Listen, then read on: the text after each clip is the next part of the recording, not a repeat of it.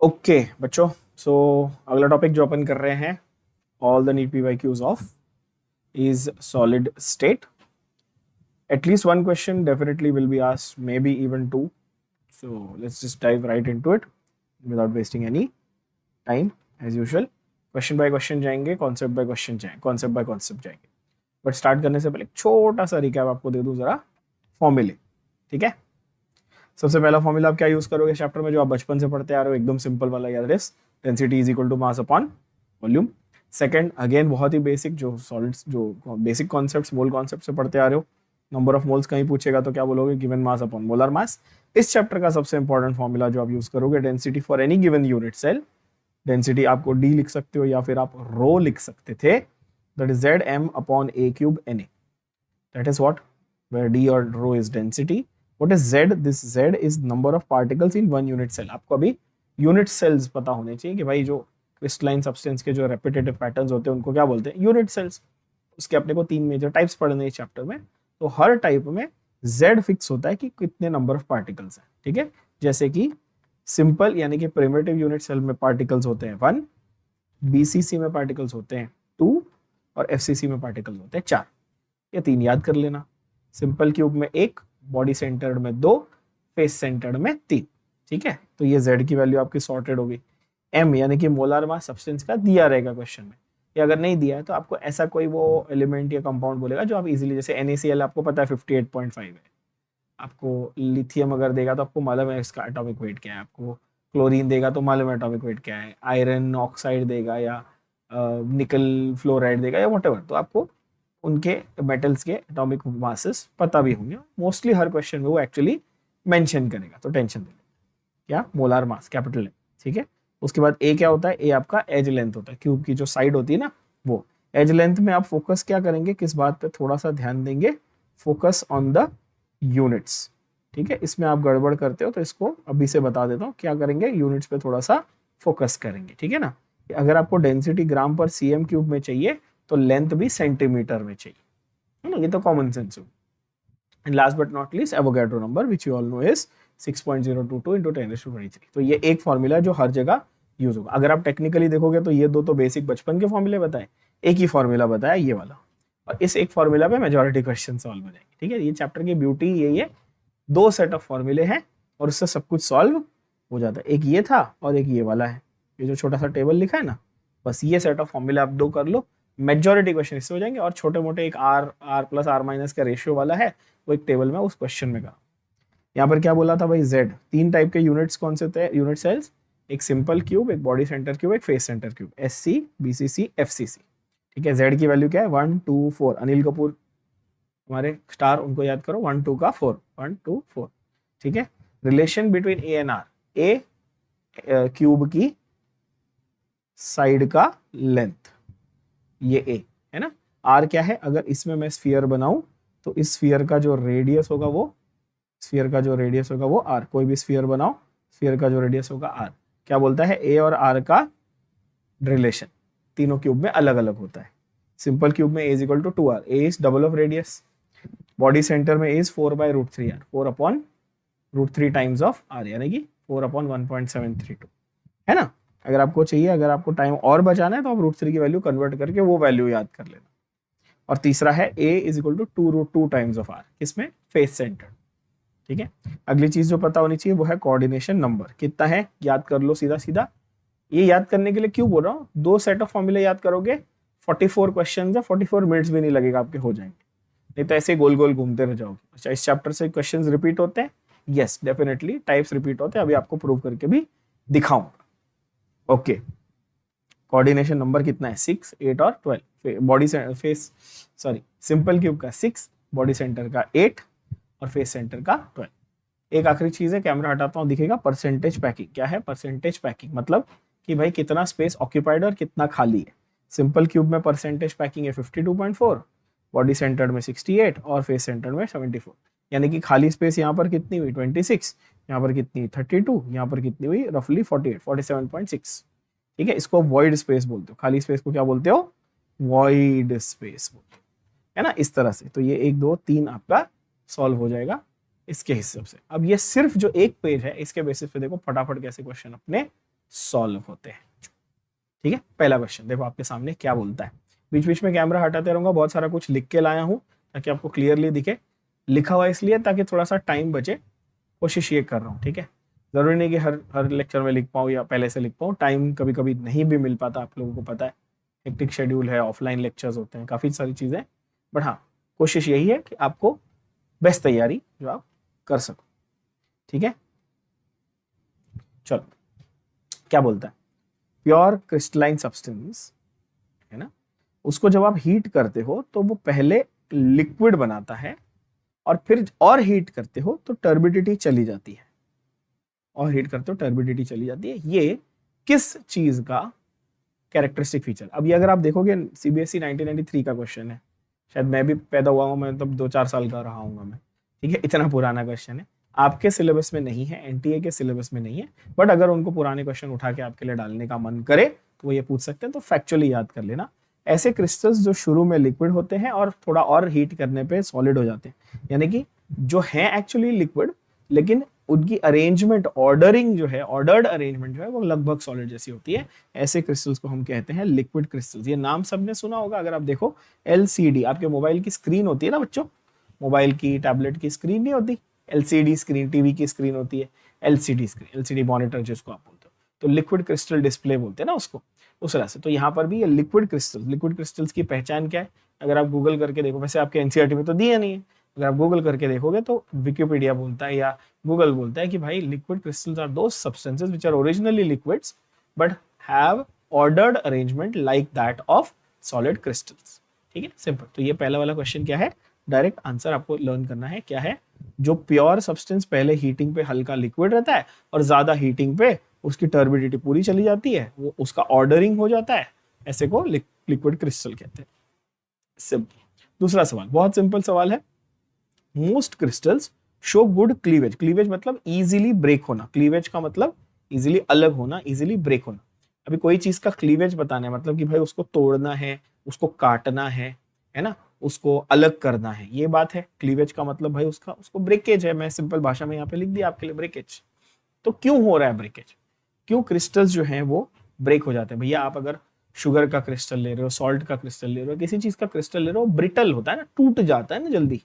ठीक है, अब ये कोई चीज ऐसे समझो, अगर मेरे मतलब ये नहीं, ये तो एक्सपेंसिव भाई, मैं फेंक के नहीं तोड़ूंगा, बट अगर ये क्रिस्टल होता किसी सॉल्ट का तो मैं इसको ऐसा पटकता तो ये टूट जाता, या मैं इसको चाकू से काटता, अगर ये सॉफ्ट इनफ होता तो ये कट जाता।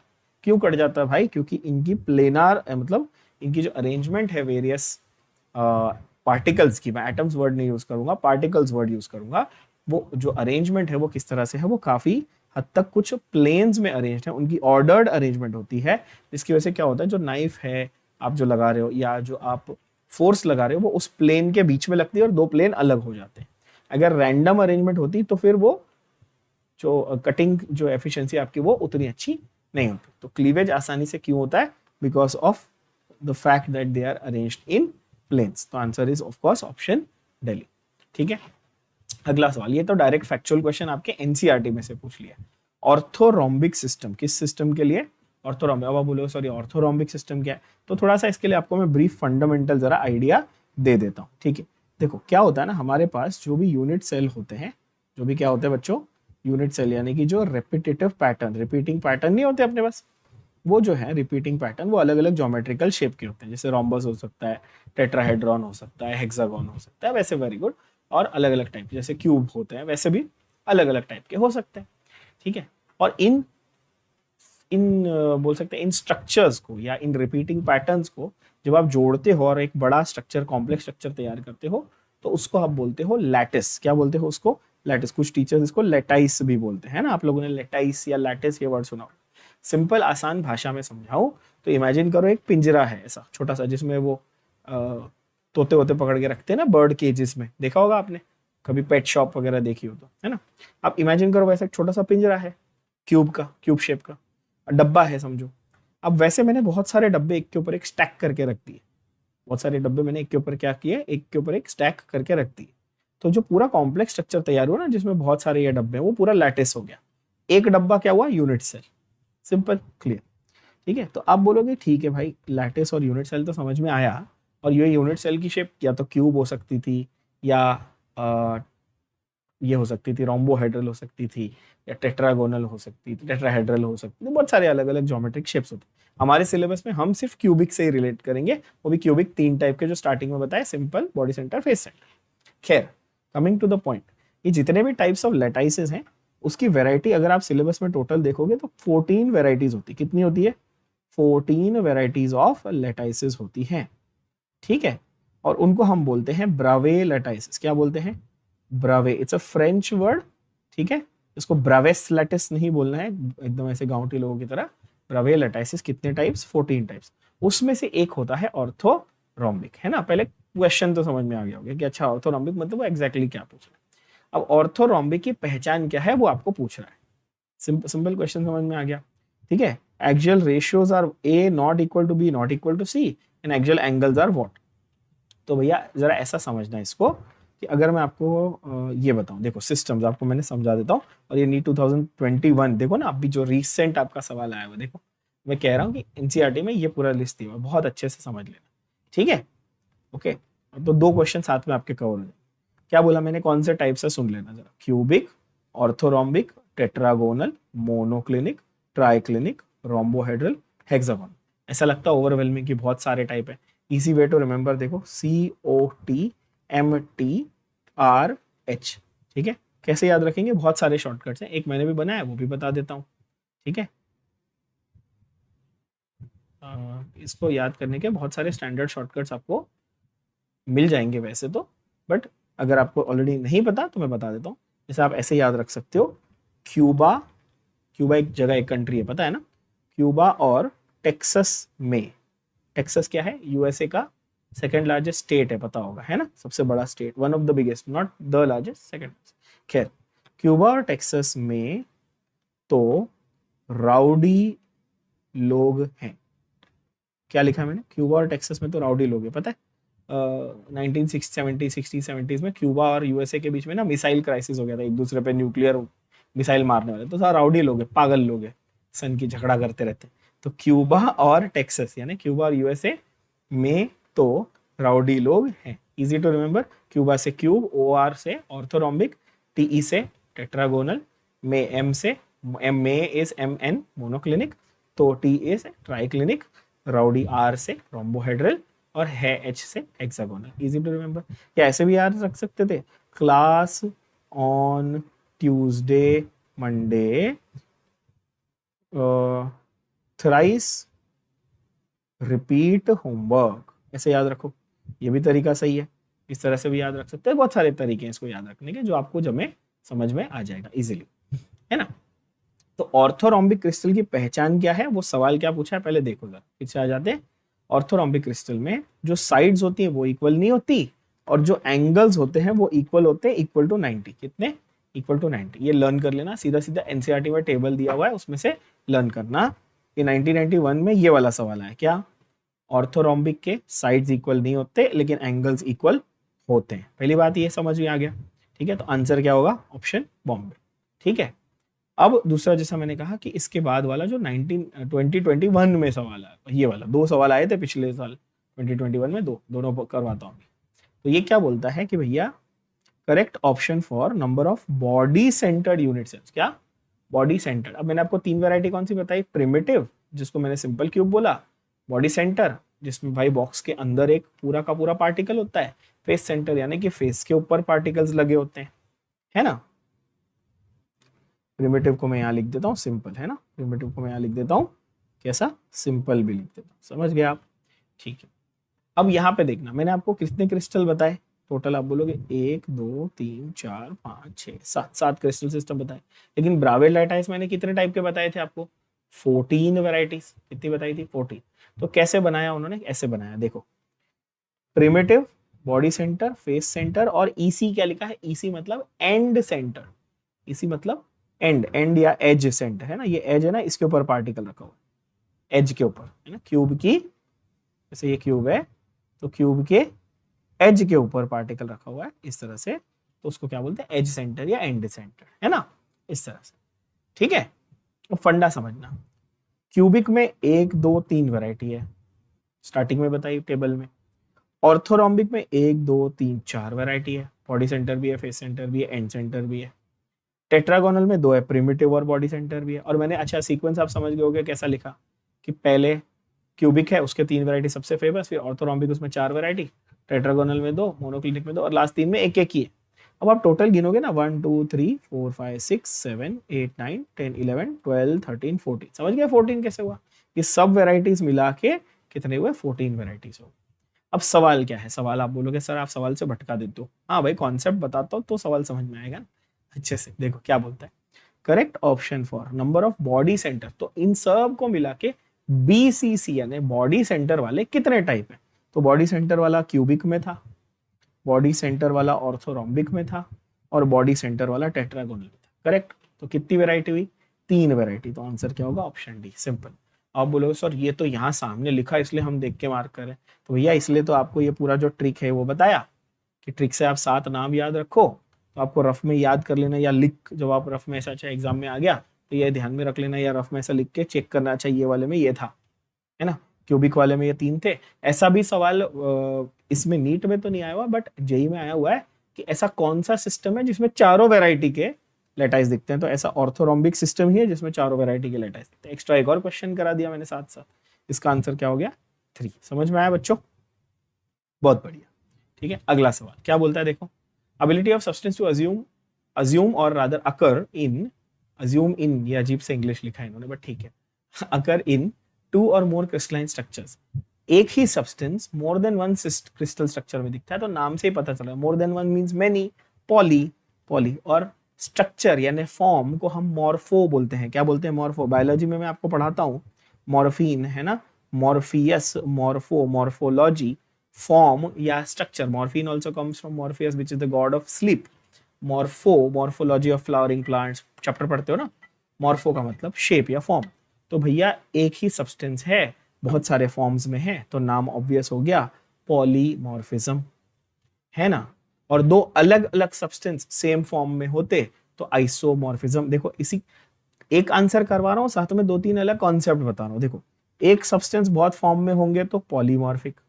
अगर आप सबने एवेंजर्स देखी हो, एवेंजर्स पिक्चर देखी थी, कौन सी वाली, एंड गेम के पहले कौन सी आई थी? इन्फिनिटी वॉर, जिसमें वो विजन को मार देता है ना, वो जब लेके जाते हैं उसको वकांडा और वो विजन का माइंड स्टोन निकालने की कोशिश करते हैं, तो वो जो शूरी है ना, ब्लैक पैंथर की सिस्टर, वो बोलती है the structure of the stone is polymorphic. अभी ये जाके पिक्चर मत देखने लगना हॉटस्टार पे डाउनलोड करके, गधो, सिर्फ बता रहा हूँ। वो पॉलीमॉर्फिक कोई कॉमन वर्ड है, जिस चीज की बहुत सारी वैरायटी ऑफ स्ट्रक्चर होती है उसको क्या बोलते हैं? पॉलीमॉर्फिक, है ना। तो एक substance multiple form polymorphic, answer तो आ गया। अच्छा उल्टा पूछ लेता, मेनी डिफरेंट सब्सटेंसेस लेकिन सेम फॉर्म, तो क्या हो जाता? आइसोमॉर्फिक। यहाँ पे एग्जांपल भी दे दिया, है ना। ओके, और एक और पॉइंट मैंने यहाँ पे लिखा है आपके लिए, एक इंपॉर्टेंट पॉइंट। क्या लिखा है? अगर पॉलीमॉर्फिज्म एलिमेंट में देखो यहाँ तो मैं कंपाउंड्स का भी एग्जांपल दे सकता था ना, ये मैंने कंपाउंड का एग्जांपल दिया, लेकिन जब एलिमेंट में दिखे तो उसको पॉलीमॉर्फिज्म ना बोल के एक और नया नाम दे दिया, क्या? एलोट्रोपी। जब एलिमेंट में दिखे उसको क्या बोल दिया? एलोट्रोपी। समझ गए क्या? तो एक ही सब्सटेंस, जैसे कि सल्फर में रोम्बिक मोनोक्लिनिक है, तो इसको पॉलीमॉर्फिज्म बोल सकता हूँ, लेकिन बेटर टर्म इज एलोट्रोपी क्योंकि ये एलिमेंट है। क्लियर हुई बात? ठीक है, स्टार मार्क किया हुआ है, अच्छा क्वेश्चन है, ध्यान से देख लेना, क्योंकि इसी एक क्वेश्चन से वो 3 क्वेश्चन और निकालेगा। हो सकता है तुमको ये डायरेक्ट ना पूछे, इसमें से ये पूछ ले। ठीक है, दिमाग में रख लेना, प्रिपेयर हो जाना। ओके, अगला सवाल, right option for number of tetrahedral and octahedral voids in hexagonal primitive unit cell. अच्छा, इसके पहले भी मैंने सॉलिड स्टेट का आपको सॉल्विंग कराया था एक बार, उसका भी शायद वीडियो है, देख लेना। उसमें मैंने शायद से इस क्वेश्चन में गलती कर दी थी, मैंने हेक्सागोनल प्रिमिटिव को हेक्सागोनल क्लोज पैक समझ लिया था, वो शायद मेरे से मिस्टेक हुई थी, मैंने ध्यान नहीं दिया। ठीक है, तो वो चेक कर लेना, सॉरी फॉर दैट। मैंने हेक्सागोनल प्रिमिटिव पूछा है, बट हेक्सागोनल, और ये नीट 2021 में पिछले साल आया हुआ क्वेश्चन है। इसके पहले भी सिमिलर आया था, हेक्सागोनल क्लोज पैक, HCP अगर लिखा होता तो वो actually FC face centre cubic का दूसरा नाम। यहाँ क्या लिखा है? हेक्सागोनल प्रिमिटिव, मतलब ये वाला जो सिस्टम है ना, ये हेक्सागोनल प्रिमिटिव। ठीक है, हेक्सागोनल प्रिमिटिव। और अगर फेस सेंटर क्यूबिक होता तो इसको HCP भी बोलते हैं, हेक्सागोनल क्लोज पैक, तो कंफ्यूज नहीं हो जाना। यहाँ क्या बोल रहा है देख लो, हेक्सागोनल प्रिमिटिव सेल में number of tetrahedral voids and octahedral voids are simple. तो इसके लिए बेसिक फॉर्मूला और बेसिक कॉन्सेप्ट है। पहले बताओ, for n number of particles what is the formula? Number of tetrahedral voids is 2n। मतलब 100 particle है ना, तो टेट्राहेड्रल वॉइड 200 होंगे, और octahedral voids is same as the number of particle, यानी 100 वॉइड के लिए 100 ऑक्टाहेड्रल वॉइड्स।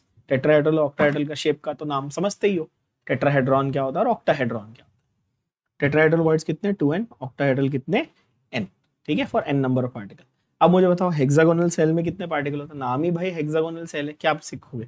6 पार्टिकल, प्रिमिटिव है 6 पार्टिकल। तो टेट्राहेड्रल वॉइड कितने हुए भैया? 12। और ऑक्टाहेड्रल वॉइड कितने हुए गुरु? 6। आंसर क्या है बच्चों? 12 and 6। देखो पिछले साल का क्वेश्चन, ठीक है ना, डायरेक्ट क्वेश्चन, आपको समझ, पिछले साल के क्वेश्चन अगर आपसे बन रहे तो ऑब्वियसली कॉन्फिडेंस भी आ जाएगा कि हाँ भैया ऐसे क्वेश्चन आते हैं, हमसे बन रहे हैं, अच्छी बात है, खुशखबरी की बात है ना। ये वाला तो मैंने करा दिया, ठीक है। Correct option for number of types of body centre, और हर क्वेश्चन से रिलेटेड भी कुछ क्वेश्चन हम साथ में कर रहे हैं, ठीक है, चिंता नहीं करनी, ध्यान से देखो। अगला है नीट 2020 का सवाल, क्या बोलता है भैया? Element has body centre. देखो बॉडी सेंटर्ड क्यूब बीसीसी, तुरंत सुनते ही दिमाग में क्लिक क्या होना चाहिए? z equal to 2। टेबल लिख के दिया starting of the chapter first page में, क्या लिख के दिया भैया? एससीसी में 1, बीसीसी में 2, एफसीसी में 4, सीधी बात है। अच्छा, एज लेंथ कितना दिया है? 288, 288 पिकोमीटर दिया हुआ है। रेडियस कितना है? तो डायरेक्ट फॉर्मूला नहीं लगाएंगे आप, डायरेक्ट फॉर्मूला लगाएंगे ना, है ना। आर क्या था? √3/4a था, ये फॉर्मूला दिखाया था मैंने आपको स्टार्टिंग में, तो उल्टा कर लो भैया, a को 4/√3 r कर लेंगे आप। r का वैल्यू आपको मालूम पड़ गया, r equal to √3/4a, √3/4 into a का वैल्यू कितना दिया? 288। और good news is that you don't even have to do the calculation, answer is सीधा सीधा √3/4 इंटू 288, इजी। अच्छा, आप इसको और इसको लेके कंफ्यूज भी हो रहे होगे, हो सकता है कुछ बच्चे हैं जो इसको लेके कंफ्यूज हो जाते हैं, तो थोड़ा कॉमन सेंस लगाइए। ये क्यूब है, क्यूब के ऊपर स्फीयर बैठा है, तो बड़ा कौन? क्यूब का लेंथ या स्फीयर का लेंथ? ऑफ कोर्स ए बड़ा, ऑफ कोर्स ए बड़ा, तो r विल बी √3/4 ना, ये छोटा नंबर है, या 4/√3 ये छोटा नंबर है, तो √3/4 है ना, तो ये वाला आंसर करेक्ट होगा ना, r छोटा ए बड़ा, सिंपल है। तो आप कंफ्यूजन होने का कोई स्कोप मत छोड़ना। ओके, अगला सवाल देखो, मैंने आपको कहा ना एचसीपी आया ना, एचसीपी मतलब समझ जाएंगे किसकी बात हो रही है बच्चों? फेस सेंटर क्यूब, यानी कि z की वैल्यू 4, समझ गए ना, z की वैल्यू 4, ठीक है। ऐसा इनडायरेक्टली वो आपको पूछेगा, ये नीट 2019 का सवाल है बच्चों। क्या बोलता है? एक कैटायन है C, एक एनायन है A, C और A मिलकर एक कंपाउंड बनाते हैं CA। अब वो फॉर्मूला पूछ रहा है आपसे, फॉर्मूला ऑफ द कंपाउंड पूछ रहा है कि भाई ये कौन सा फॉर्मूला है बताइए, ठीक है। तो एनायंस जो है वो HCP लैटिस बनाता है, यानी HCP स्ट्रक्चर बनाता है, यानी कि FCC ऑफ कोर्स। अच्छा मुझे बताओ हेक्सागोनल में मतलब टोटल कितने हैं? 6 एटम है। ओके, ए के कितने बोलो? 6 एटम। अब बोलोगे मान लिया, चलो 6 एटम। तो ऑक्टाहेड्रल वॉइड कितने हुए? 6। अब बोलोगे सर ऑक्टाहेड्रल वॉइड क्यों निकाल रहे हैं? तो देखो ना वो क्या बोल रहा है, anions form HCP structure and cations occupy 75% of octahedral voids. तो अगर मुझे यहाँ पर नंबर ऑफ पार्टिकल्स मिल जाएं तो उससे मैं नंबर ऑफ ऑक्टाहेड्रल, भाई n पार्टिकल के लिए n ऑक्टाहेड्रल वॉइड, तो भैया 6 एटम के लिए 6 ऑक्टाहेड्रल वॉइड, और उसका 75%, उसका क्या? 75%, यानी कि 75%, 75/100 ऑफ 6, ये कौन ऑक्यूपाई कर रहा है? C ऑक्यूपाई कर रहा है, कैटायंस ऑक्यूपाई कर रहा है। तो A के हो गए 6 पार्टिकल और C के हो गए 4.5 पार्टिकल। आप बोलोगे सर 4.5 पार्टिकल कैसे होते हैं? 4.5 पार्टिकल होते हैं क्या? लॉजिक लगाओ ना, थोड़ा होल नंबर चाहिए ना बेटा, ठीक है। तो कैटायन और एनायन का रेशियो मेरे को मिला 4.5:6, तो क्या मैं उसको होल नंबर में कन्वर्ट कर लूँ? हाँ, आप बोलोगे यस, डबल कर लो सर, 9/12, और 9/12 को अब मैं 3 से डिवाइड कर लूँ ना, स्मॉलेस्ट नंबर रेशियो 3/4, 3/4 कर लूँ, यस। तो C3A4 is your correct answer. देखो C3A4, इजी आंसर आ गया। क्या समझ में आया? क्या ध्यान में रखना था? 2 चीजें ध्यान में रखनी थी, हेक्सागोनल प्लोस्पैक से Z की वैल्यू मिल गई और उसके ऑक्टाहेड्रल वॉइड्स की वैल्यू मिल गई, VO की वैल्यू मिल गई, मतलब ऑक्टाहेड्रल वॉइड्स, और उसका 75% निकाल के इक्वेट कर लिया, simple. Okay, ion exhibits BCC structure, बहुत अच्छा सवाल, नीट 2018 का सवाल है बच्चों, बहुत ही प्यारा सवाल है, ठीक है। थोड़ा बेसिक मैथमेटिक्स लगता है, जो जनरली उनका अजम्पशन ये होता है कि अच्छा आप PCB वाले बच्चे हो तो आपका मैथ्स कमजोर होगा, जो अक्सर होता भी है ना, नहीं है, इसलिए आपको फिजिक्स में थोड़ी सी दिक्कत भी होती है, आई हैव सीन। बट अगर आप ओवरऑल देखो तो काफी लॉजिकल और सिंपल तरीके का सवाल है। पहले सवाल को समझते हैं वो क्या पूछ रहा है। ठीक है, क्या पूछ रहा है सवाल को समझते हैं। वो पूछ रहा है भैया कि आयरन जो है ना वो अबाव 900 एफसीसी में होता है और बिलो 900 यानी कि रूम टेम्परेचर पे वो बीसीसी में होता है। मतलब कि टेम्परेचर के हिसाब से उसका क्रिस्टल का पूरा रूप है ना। वो कौन था बंदा, अपना पाकिस्तान क्रिकेट टीम का फैन था ना, वक्त बदल दिए, जज्बात बदल दिए, हालात बदल दिए। इन्होंने क्या किया, पहले रूम टेम्परेचर में था, फिर 900 पे ले आए, तो वही बदल दिए सब। पहले बीसीसी थे, अब क्या हो गए एफसीसी। आप बोलोगे ठीक है। अब जो डेंसिटी है उनका रेशियो पूछा है। डेंसिटी का रेशियो मतलब जब बीसीसी था तब अलग डेंसिटी थी, जब एफसीसी था तब अलग डेंसिटी है, उसका क्या पूछा है, रेशियो। सवाल समझ में आ गया होगा। अब देखो मैंने कितने अच्छे से आपको डिटेल में पूरा सॉल्यूशन लिख के दिया। सिर्फ देखो ध्यान से, पूरा सॉल्यूशन एज इट इज आपके दिमाग में छप जाएगा, टेंशन नहीं लेना। देखो मेरा थोड़ा ये स्लो है आज प्रोसेस, सॉफ्टवेयर का थोड़ा प्रोसेस स्लो है शायद, तो लैग होगा, देखते हैं। एट रूम टेम्परेचर डेंसिटी 1 को मैंने मान लिया 2m/4/√3r³ Na। पूछो क्यों? क्योंकि a की वैल्यू मुझे पता है भाई, बीसीसी के लिए क्या है 4/√3r। मेरा फॉर्मूला क्या था, Zm/a³ Na था बच्चों। z क्या है बीसीसी के लिए 2, मोलर मास तो सेम है। a की जगह पे मैंने क्या लिखा 4/√3r the whole cube. Molar mass m है, Na is Avogadro number particle. अच्छा 900 डिग्रीज पे क्या हुआ आपका D2 मिला। यहाँ पर आपको पता चल गया। अच्छा एफसीसी बोला है सवाल में, सर सवाल में एफसीसी बोला है कि नहीं, है ना। तो z की वैल्यू हो गई 4, r की वैल्यू हो गई 2√2, Na एवोगाड्रो नंबर ऐसे ही है, m एज इट इज है। आप बोलोगे ठीक है, सेकेंड, यस, है ना। आप बोलोगे ठीक है। अब क्या होगा, D1/D2 का रेशियो निकालो। देखो मैं ये कैमरा हटाता हूं तो आपको अच्छे से समझ में आएगा।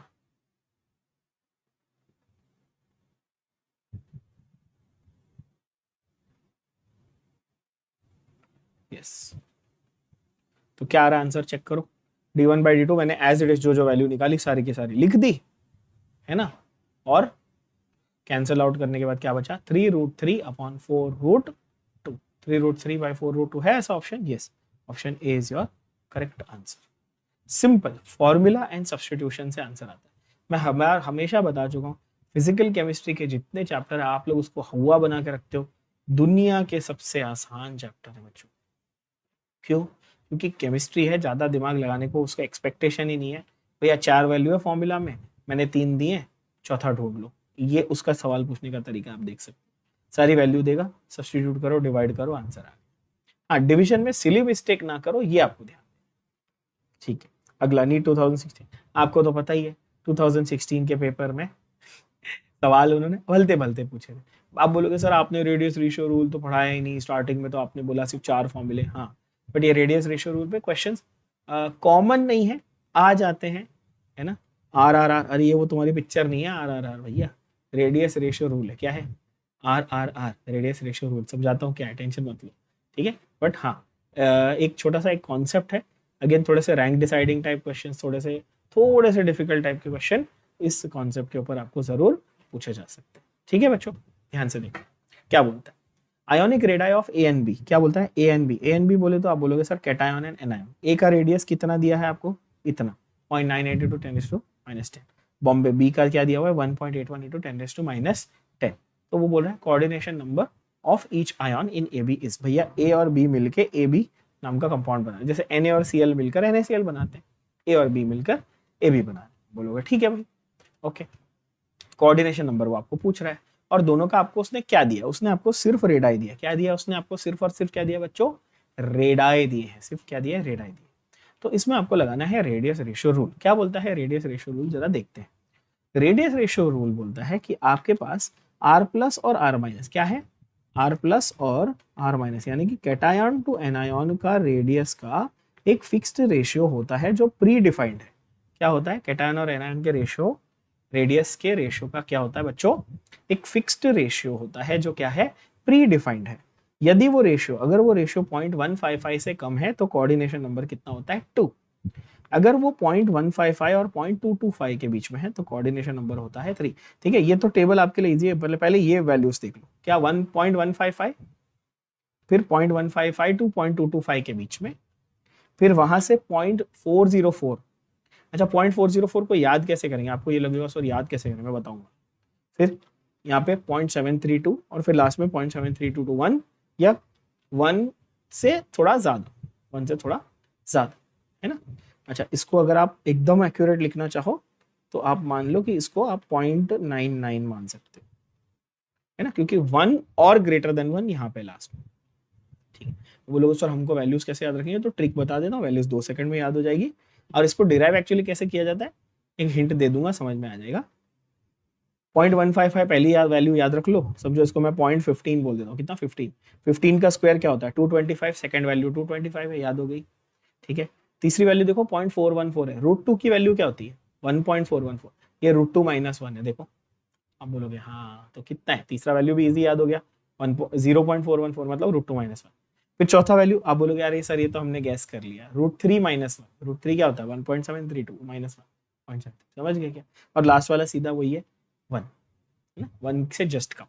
और अगर आप ये वैल्यूज आप याद कर लेते हो तो आपको करस्पॉन्डिंगली कोऑर्डिनेशन नंबर याद रहेंगे, 2, 3, 4, 6, 8 और 12। 2, 3, 4, 6, 8, 12 क्या है 2, 3, 4, 6, 8, 12।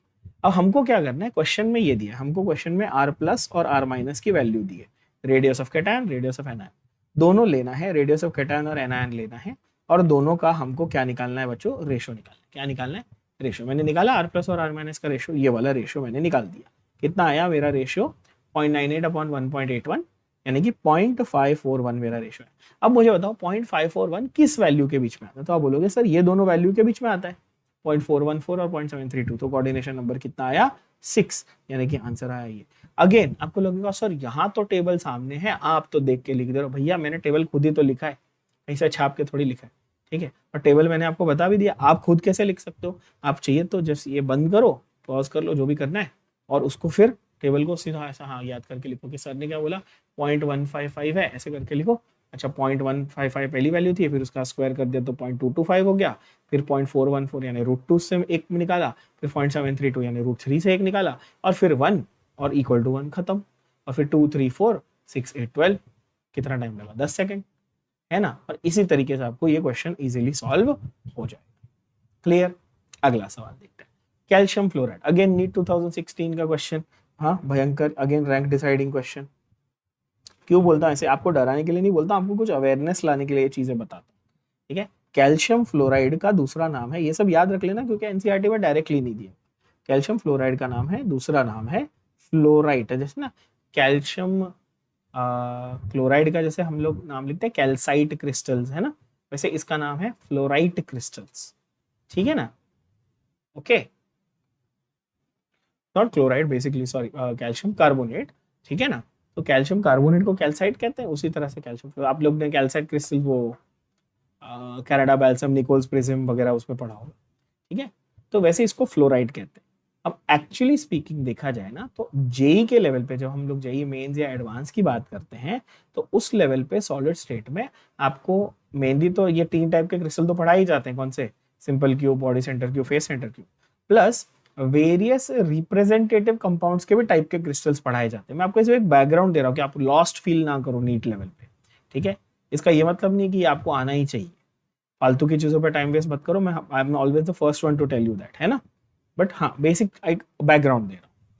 तो जेई में हम ना ये पढ़ाते हैं बेसिकली कि भाई फ्लोराइट टाइप क्रिस्टल मतलब इसके जैसे और क्रिस्टल्स होंगे, ZnS टाइप क्रिस्टल,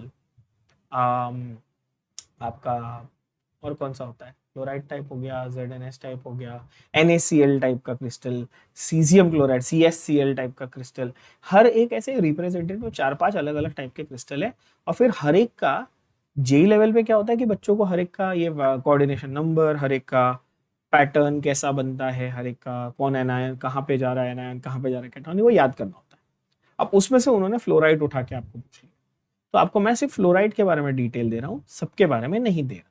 ठीक है, अगर आपको सबके बारे में भी चाहिए तो आप मुझे बता देना, तो उसके लिए एक अलग से छोटा सा 10 मिनट का एक वीडियो बना दूंगा कि भाई वेरियस टाइप्स ऑफ क्रिस्टल्स क्या होते हैं, if you need that, you think कि हाँ नहीं हमको ये आना ही चाहिए। उसके लिए 10 मिनट का एक वीडियो बना दूंगा, कोई दिक्कत नहीं, अलग से बना दूंगा, बट उस इस पे टाइम वेस्ट। तो यहाँ पर आप सवाल को समझो, अब वो क्या बोल रहे हैं। इन कैल्शियम फ्लोराइड यानी कि फ्लोराइड टाइप क्रिस्टल में, है ना, मैंने स्पेलिंग क्या गलत लिख दी क्या? हाँ सॉरी, मैंने गलत लिख दी ना स्पेलिंग। फ्लोराइड इज दिस रे बाबा, U O not O U, है ना। This are little things but important. Okay, so ये फ्लोराइड स्ट्रक्चर लिखा हुआ ही है, ऑफ कोर्स मैंने कुछ नया नहीं लिखा, लिखा हुआ है ना, फ्लोराइड स्ट्रक्चर है। तो कोऑर्डिनेशन नंबर जो है, कोऑर्डिनेशन नंबर जो है कैल्शियम का और फ्लोराइड का कितना है? सवाल इतना सिंपल सा है, क्या बोल रहे हैं, कैल्शियम और फ्लोराइड का कोऑर्डिनेशन नंबर कितना है। तो भैया जब वो आपको फ्लोराइड टाइप स्ट्रक्चर बोले, क्या बोले, कौन से टाइप का? फ्लोराइड टाइप स्ट्रक्चर, मतलब कि भाई ये CaF2 एंड सिमिलर टाइप के क्रिस्टल्स का स्ट्रक्चर है। बोलोगे ठीक है सर। तो इसमें होता क्या कि कैल्शियम जो है वो मेनली, जो मेन क्यूब है ना आपका, मेन यूनिट सेल कौन सा है? FCC type. Main unit cell कौन सा है? FCC type. जो कौन बना रहा है? कैल्शियम बना रहा है। कौन बना रहा है उसको? कैल्शियम बना रहा है, ठीक है ना। अच्छा, और फ्लोराइड क्या कर रहा है कि जाके टेट्राहेड्रल वॉइड्स में बैठ रहा है। कहां जाके बैठ रहा है बच्चों? कहां जाके बैठ रहा है? टेट्राहेड्रल वॉइड्स में जाके बैठ रहा है। क्लियर हुई बात? फिर से सुनना, फ्लोराइड जो है वो कहां जाके बैठ रहा है? टेट्राहेड्रल वॉइड्स में जाके बैठ रहा है, ठीक है। ध्यान से सुनना बात को, ठीक है। तो इसका अर्थ क्या हुआ, जरा इसका अर्थ समझते हैं और फिर अब आंसर अपने आप आपको आ जाएगा। मेरे को बताओ, कैल्शियम ने कॉर्नर और फेस सेंटर ऑक्यूपाई किया, मतलब FCC बनाया, मतलब कैल्शियम के नंबर ऑफ पार्टिकल कितने? तो आप बोलोगे Z इक्वल टू 4। कितने पार्टिकल? 4। तो कैल्शियम के कितने पार्टिकल आपके पास? 4। अच्छा, कैल्शियम के पार्टिकल 4, तो टेट्राहेड्रल वॉइड कितने? 8। और हर टेट्राहेड्रल वॉइड में एक फ्लोरीन है, तो फ्लोरीन के पार्टिकल कितने हुए? 8 हो गए। बोलोगे हाँ सही है। 4 पार्टिकल कैल्शियम के, 4 पार्टिकल के टेट्राहेड्रल वॉइड कितने? 8। हर वॉइड में फ्लोरीन, तो फ्लोरीन भी 8, ठीक है। तो CA4F8 कैंसिल कैंसिल, CaF2, देखो फॉर्मूला हेंस प्रूव हुआ। हाँ, तो अब बताओ कि CA4F8, तो कैल्शियम का कोऑर्डिनेशन नंबर हुआ 8 और फ्लोराइड का हुआ 4। देखो, कैल्शियम का हुआ 8 और फ्लोराइड का हुआ 4, यानी कि आंसर हुआ Ca का 8 और फ्लोराइड का 4। देखो, कैल्शियम और फ्लोराइड के कोऑर्डिनेशन नंबर 8 एंड 4। समझ में आया क्या? अब बोलोगे सर ये समझने के लिए हमको ये लाइन याद करके जानी पड़ेगी क्या? The answer is yes.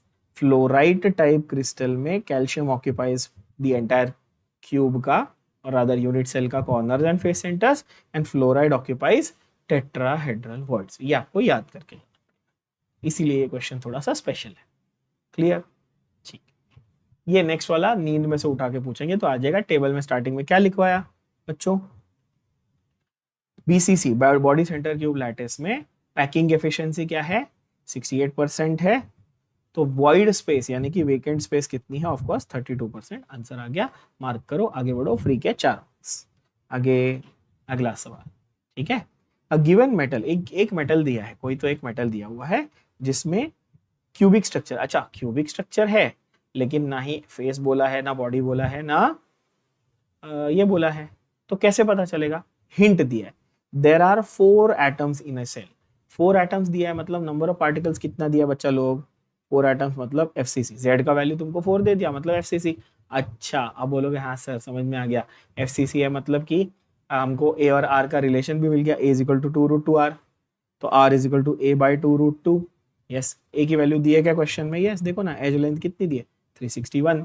तो R की वैल्यू कितनी हुई? 361 अपॉन 2√2, 2 इंटू 1.414, तो 361 अपॉन 2.828। अप्रोक्सीमेशन करो, 360 अपॉन 3, क्लोज टू 120 आंसर आना चाहिए, और 120 के नजदीक एक ही आंसर है, दैट इज 127। देखो, देखने में लगता बड़ा अरे क्या एकदम हुआ है, कुछ नहीं है भैया। क्वेश्चन को अगर ध्यान से एक एक लाइन पढ़ते जाओगे, the answer is obvious, it is given to you, 4 particles. अच्छा सर, Z इक्वल टू 4 मतलब FCC है, FCC है मतलब A और R का हमको रिलेशन मालूम है, A दिया है, R पूछा है, अरे क्या बात कर रहे हो, इजी तो है। समझ गए क्या? बात अल्टीमेटली घूम के आती है कहाँ पे? कैलकुलेशन पे। आपको उस वक्त पैनिक नहीं होना है, उस वक्त शांति से, शांत दिमाग से कैलकुलेशन करना है। अगर ऐसा लगे एग्जाम में यार कहीं पे पैनिक सिचुएशन आ रही है, टेक ओके 10 सेकेंड्स, आंख बंद करो, 10 सेकंड लो, आंख बंद करो और 10 से 0 तक उल्टा काउंट करो, 10 9 8 7 6 5 4 3 2 1। हाँ, अब फोकस, सॉल्व, ऐसे करना, ठीक है। ये आपको गिमिक शायद लगे, ट्रस्ट मी एग्जाम के दिन ये 10 सेकंड बहुत काम आएंगे। बाद में बोलोगे हाँ अच्छा किया, छोटी सी टेक्निक अप्लाई की, पैनिक हो रहा था, चीजें संभाल ली, फालतू के मार्क्स बचाने से, सिली मिस्टेक होने से बच गया, ठीक है। ओके, अगला सवाल, लिथियम मेटल, सॉरी थक गया हूँ, BCC crystal, it's what time it is, 3 o'clock, close to 3 o'clock in the night, है ना। तो थोड़ा शायद आवाज थोड़ी टायर्ड साउंड करी होगी, सॉरी फॉर दैट बच्चों। आई होप आवाज क्लियर तो डेफिनेटली है ना, नहीं है तो प्लीज बता। बॉडी सेंटर्ड क्यूब यानी कि बीसीसी क्रिस्टल है लिथियम, लिथियम जो है वो क्या है, बॉडी सेंटर्ड क्यूब है, और उसका एज लेंथ दिया है कितना, 351 पिकोमीटर, एज लेंथ कितना दिया है, 351, सेम फंडा, सेम फंडा। अच्छा बीसीसी दे दिया, बोलोगे हाँ, ए दे दिया, हाँ क्या पूछा है, रेडियस, भैया बीसीसी दिया है तो ए और आर का फॉर्मूला पता है, आर इज √3/4 ए दिया है, आर पूछा है, फॉर्मूला में वैल्यू सब्स्टिट्यूट करो, आंसर ले आओ। √3 की जगह पे क्या लिखा, 1.732, 4 ए का वैल्यू कितना, 350, कैंसल कैंसल, है ना, ये 2 2 जा, ये 2.86 जा, ये 2 1 जा, ये 2 175 जा, 86 इंटू 175, आंसर आ गया 0.8, तो 175 का 0.8 टाइम्स या 0.85 टाइम्स मान लो ना, रफली कितना आया, 151। अरे 170 के सबसे नजदीक कौन सा आंसर है, बस 151.8, that is your correct answer.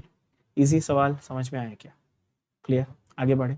अब आप बोलोगे सर ये तो क्या sir back to back same question आ रहे हैं सारे के सारे यार, क्या, और यही तो मैं कह रहा हूँ आपको, मैं मेरा एनालिसिस, मेरा रिसर्च करके आपको बता रहा हूँ, यही टाइप का क्वेश्चन इस चैप्टर से रिपीट होने वाला है, यही टाइप का क्वेश्चन रिपीट होता है भैया। जो हिस्ट्री बता रही है वो पागल थोड़ी है, इतने साल में जो हुआ वो दोबारा होगा ना, दोबारा होने के एटलीस्ट, अच्छा दोबारा होने की संभावना तो एटलीस्ट है, प्रोबेबिलिटी तो है कि पैटर्न ऑफ क्वेश्चन रिपीट होगा। तो स्मार्टनेस क्या है, उसी पैटर्न को प्रैक्टिस करो और फास्ट करो और एक्यूरेटली करो, सिंपल, चलो करते जाएंगे। कॉपर फेस सेंटर क्यूब, आप बोलोगे सर हमको आ गया 361, अरे सेम वैल्यू दी हुई थी। अच्छा आप बोलोगे यहाँ पर आंसर क्या आ रहा है 128, फिर वही पूछा है ना 128।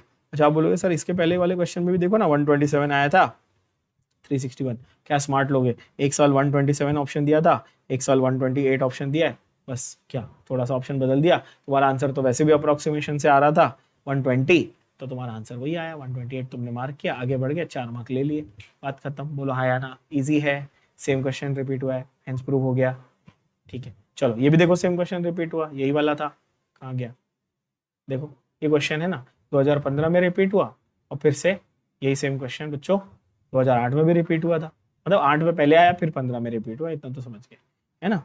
क्या बोला है, बीसीसी में फ्री स्पेस वेकेंट स्पेस, एक साल फ्री स्पेस पूछेगा, उसके अगले साल वेकेंट स्पेस पूछेगा, उसके अगले साल वाइड स्पेस पूछेगा, अरे कौन सा बड़ा बात, समझ गए ना क्या है। तो ये क्या है 32%, है ना। जैसे हमारे सलमान भाई हैं, उनको रोल कुछ भी दे दो, है तो वो सलमान खान ही, तो यहाँ से यही है, कुछ बदलता नहीं है भैया, यहाँ पे एक साल वाइड स्पेस पूछेगा, एक साल वेकेंट स्पेस पूछेगा, एक साल फ्री स्पेस पूछेगा, सवाल वही पूछेगा। बीसीसी में 68% ऑक्यूपाइड है तो 32% फ्री है। अच्छा ये कब मार्क करते, 26 होता तो एफसीसी पूछता तो 26%, है ना, 26 आता ऑप्शन में। तो ये वाला सवाल, if a is edge length of simple cube, body centre cube, face centre, सवाल अच्छा है, इजी है, पर इंपॉर्टेंट है ये पैटर्न, 5 स्टार का, ठीक है।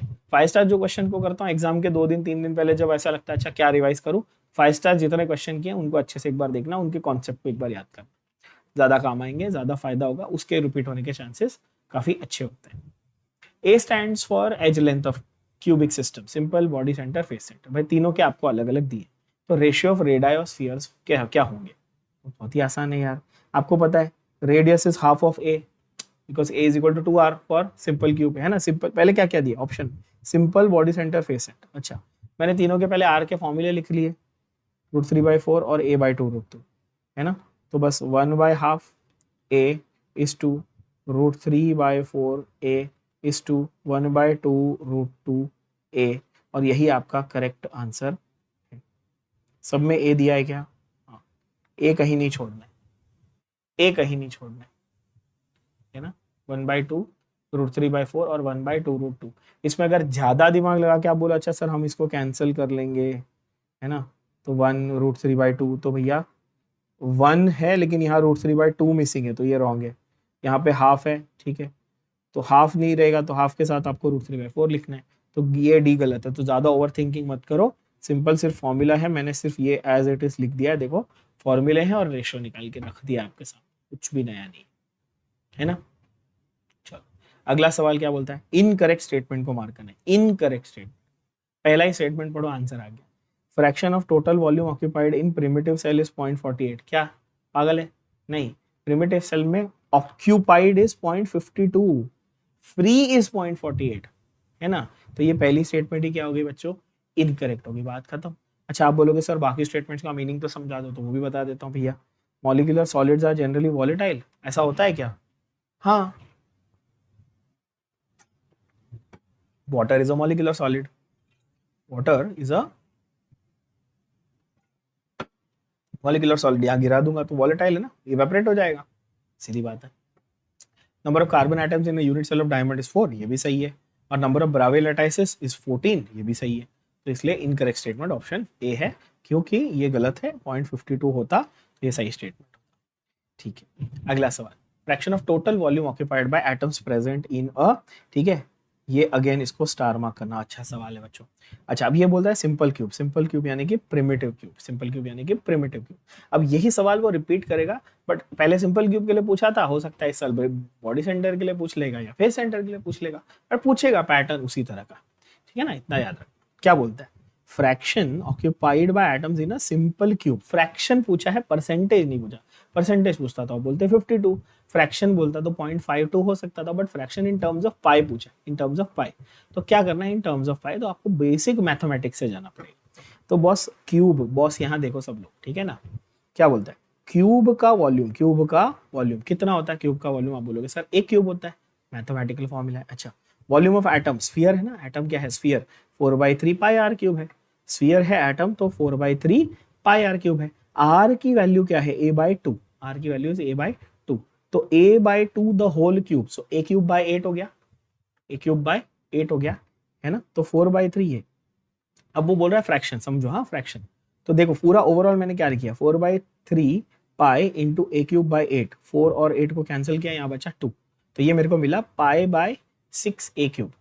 अब ओवरऑल फ्रैक्शन क्या है, जो टोटल वॉल्यूम ऑफ क्यूब था अपॉन वॉल्यूम ऑफ स्फीयर था, बोलो हाँ या ना। एक क्यूब है, एक डब्बा है तुम्हारे पास अमेजोन का, तुमने मंगाया फुटबॉल, अमेजोन वाले ने क्यूब शेप के डब्बे में तुम्हारा फुटबॉल पैक करके दिया, तो क्या फुटबॉल पूरी जगह ऑक्यूपाई करेगा, कि बीच में वो पैकिंग लगाने के लिए वो पेपर डालता है ना, थर्मोकोल डालता है कि नहीं, तो वो खाली जगह है। वो बोल रहा है भैया फुटबॉल की लेंथ, सॉरी क्यूब, फुटबॉल की वॉल्यूम और बक्से की वॉल्यूम का रेशो बताइए। अब क्या बोलेंगे sir, out of total volume of box this much was occupied by the football, है ना, सेम वो यहाँ पूछ रहा है, boss out of total volume of cube, मतलब out of a cube how much was occupied by the atom, यही तो वो पूछ रहा है। तो बॉस पाई/6 a cube was occupied out of a cube, a cube cancel, पाई/6 आंसर इज पाई/6, यानी कि आंसर इज ए क्यूब। अच्छा अगर आप पाई/6 को कन्वर्ट करेंगे ना परसेंटेज में, पाई को 3.14 ले लो, नीचे कर लो 6, तो आंसर आता है 52%, इंटू 100 करके 52%, ऐसे आया था परसेंटेज, ठीक है ना। ओके, ये बताइए क्या इतना इजी सवाल, सीधे सीधे सवाल है, इस चैप्टर के बहुत सिंपल सिंपल सवाल है, ठीक। और ये मैंने अपने मन से नहीं बनाया, मैंने पिछले सारे 34 साल के सारे क्वेश्चन आपके सामने रख दिए, ठीक है, कोई अपने मन से नहीं बता रहा हूँ, आपके सामने विद प्रूफ विद ईयर लिख के दिए हुए, देख लो। फेस सेंटर क्यूब है, जेड की वैल्यू आपको पता ही है क्या है, जेड की वैल्यू 4 है, ठीक है। अब वो बोल रहा है बॉस एक यूनिट सेल कितने और यूनिट सेल से शेयर्ड होता है, कितने और यूनिट सेल से शेयर होता है ना, एक यूनिट सेल, क्वेश्चन को ध्यान से पढ़ना, एक स्फीयर नहीं पूछ रहा है वो, एक unit cell is shared by how many unit cell, तो भाई यूनिट सेल आपका क्यूब है, कितने फेसेस हैं, अब हर फेस पे एक और क्यूब चिपकाओ ना, ये क्यूब है, ये तुम्हारा क्यूब है, इसके कितने थोबड़े हैं, कितने फेस हैं, नहीं इमेजिन कर सकते तो जिस रूम में बैठे उसको इमेजिन करो, छत, फ्लोर, फर्श, 2 हो गए, 4 दीवार हो गई, कितने फेस हुए? अब तुम्हारे इस साइड आगे पीछे सब जगह एक एक रूम लगा दो, तो हर फेस के चिपक के तो एक यूनिट सेल 6 यूनिट सेल से जुड़ा हुआ है, मतलब घिरा हुआ है, तो आंसर कितना है? क्वेश्चन को पढ़ना, मेजोरिटी बच्चे इसमें क्या पढ़ के आते हैं मालूम है? 1 atom is shared by how many? अरे गधों पढ़ो ना, 1 unit cell is shared by how many, मतलब एक यूनिट सेल को कितने लोग एक साथ कांटेक्ट में है, तो आंसर है कितना?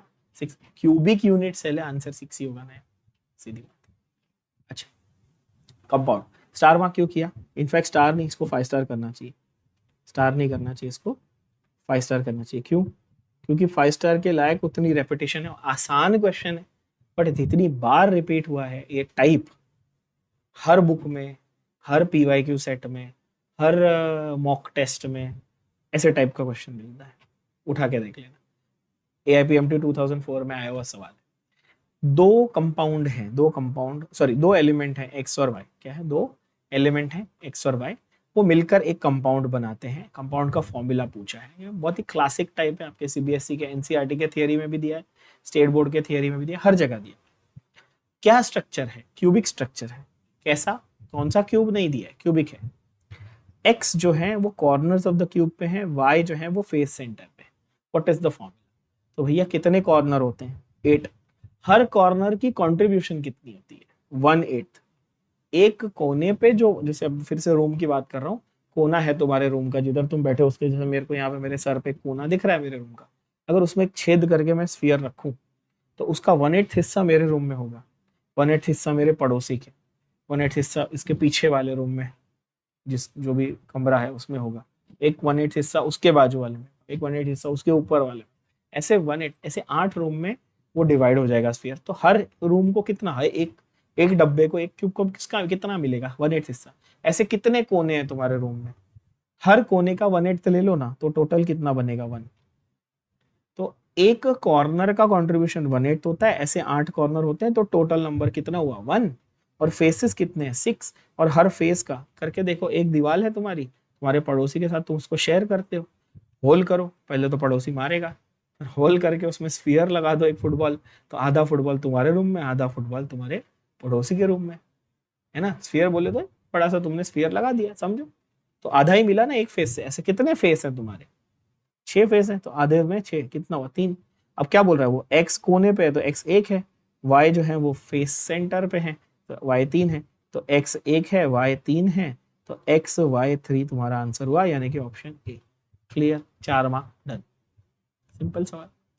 आप बोलोगे सर आप तो हर सवाल के बाद सिंपल सवाल बोलते हो। हाँ भाई, जब सिंपली सॉल्व हो रहा है तो सिंपल सवाल ही बोलेंगे। हाँ गुरु, समझ में आ रहा है क्या? चलो अगला सवाल क्या बोलता है? Zinc converts from its melted state to its solid states. It has HCP structure. मैंने HCP के बारे में इंपॉर्टेंट बात क्या बोली, याद है? अभी थोड़ी देर पहले मैंने HCP के बारे में एक इंपॉर्टेंट बात क्या कही बच्चों? मैंने कहा कि HCP is same as FCC, same as FCC। Answer आ गया। नंबर ऑफ नियरेस्ट एटम्स, इसका अर्थ क्या है? नियरेस्ट एटम्स का डेफिनेशन ही है, किसका डेफिनेशन है? नियरेस्ट नेबर्स, नियरेस्ट एटम्स का मतलब ही है कोऑर्डिनेशन नंबर, इसका मतलब ही है कोऑर्डिनेशन नंबर। और एफसीसी का कोऑर्डिनेशन नंबर पहले के टेबल में क्या दिया था? सिंपल क्यूब का 6, बॉडी सेंटर का 8, फेस सेंटर का 12, आंसर इज 12, नंबर है 12। आगे बढ़ो, खत्म। इसका नंबर है 12, तुमको 4 मार्क आ रहा, बस मजा आ रहा। चलो आगे बढ़ेंगे, सिंपल। अच्छा देखो, ये वाला सेम सेम क्वेश्चन रिपीट हुआ कि नहीं? ए और बी, ए कहाँ है? कॉर्नर पे। बी कहाँ है? फेस सेंटर पे। A B 3 same as question 21, answer आ गया, मार्क करो। ये XY3 था, वो AB3 है। मजेदार सवाल। अब बोलोगे सर ऐसे सवाल आते हैं, क्या बात कर रहे हो? अरे सही बात कर रहा हूँ, देख लो, ऐसे ही सवाल आते हैं। झूठ बोलो तो मुंह मुड़ वालू, बोलो। हाँ समझे? बहुत आसान, कुछ नहीं, बहुत ईजी। अच्छा अगला, अच्छा एक और सवाल, इसमें भी स्टार मार्क किया मैंने क्योंकि थोड़ा यूनिक है। एक ऐसा कॉन्सेप्ट जो अगेन एनसीईआरटी में एप्लीकेशन बेस्ड आप बोल सकते हो, डायरेक्ट नहीं दिया, और ऐसे आप घबरा जाते हो ऐसे क्वेश्चंस देख के, अरे क्या सर क्या आ गया? अरे कुछ नहीं है, कोई टेंशन मत लो, बैठा हूं मैं, पढ़ाने के लिए बैठा हूं, क्यों टेंशन ले। देखो क्या बोलता है बॉस, एक एज लेंथ है यूनिट सेल का 508, कितना दिया, ए का वैल्यू 508। ये रेडियस ऑफ कैटायन इसका है 110। क्या बोलता है, रेडियस ऑफ कैटायन क्या है, 110। अच्छा, और ये फेस सेंटर, ये कैसा है, ये फेस सेंटर्ड क्यूब है। तो बोल रहा है रेडियस ऑफ एनायन कितना है। सवाल काफी सिंपल है, ए की वैल्यू दी है, सॉरी, ए की वैल्यू दी है 508, है ना। कैटायन यानी radius of cation r plus दिया है 110, आर माइनस की वैल्यू पूछी है। बोलोगे ठीक है, क्वेश्चन तो समझ में आ गया। कैसे निकालेंगे, तो मैं बोलूंगा एक फॉर्मूला। बोलो सर आप नया नया फॉर्मूला याद करवाते रहते हो यार, तो हाँ ना, सही है ना। तो मैं ऐसे नॉर्मल, जैसे आपको, जैसे आपके क्लासेस वगैरह में या टीचर आपको क्या करते हैं कि भाई 20-20 फॉर्मूले देते हैं, मैं तो 4 ही दिए ना, तो एक दो एक्स्ट्रा क्वेश्चन में करा दे रहा हूँ, रादर देन आपको 20 दे के पहले डिमोटिवेट कर दूं, ऐसा तो नहीं है ना भाई। ठीक है, 4 फॉर्मूला ढंग से दिए तो एक दो एक्स्ट्रा क्वेश्चन में करा देता हूँ, तो ये एक दो एक्स्ट्रा वाले में है, ये याद कर लेना। क्या बोलता है, a is equal to twice of r plus plus twice of r minus. तो अच्छा ऐसा भी बोल सकता था क्या, a/2 is r plus plus r minus, यानी कि कैटायन एनायन का रेडियस साथ में जोड़ोगे ना तो a/2 बनेगा।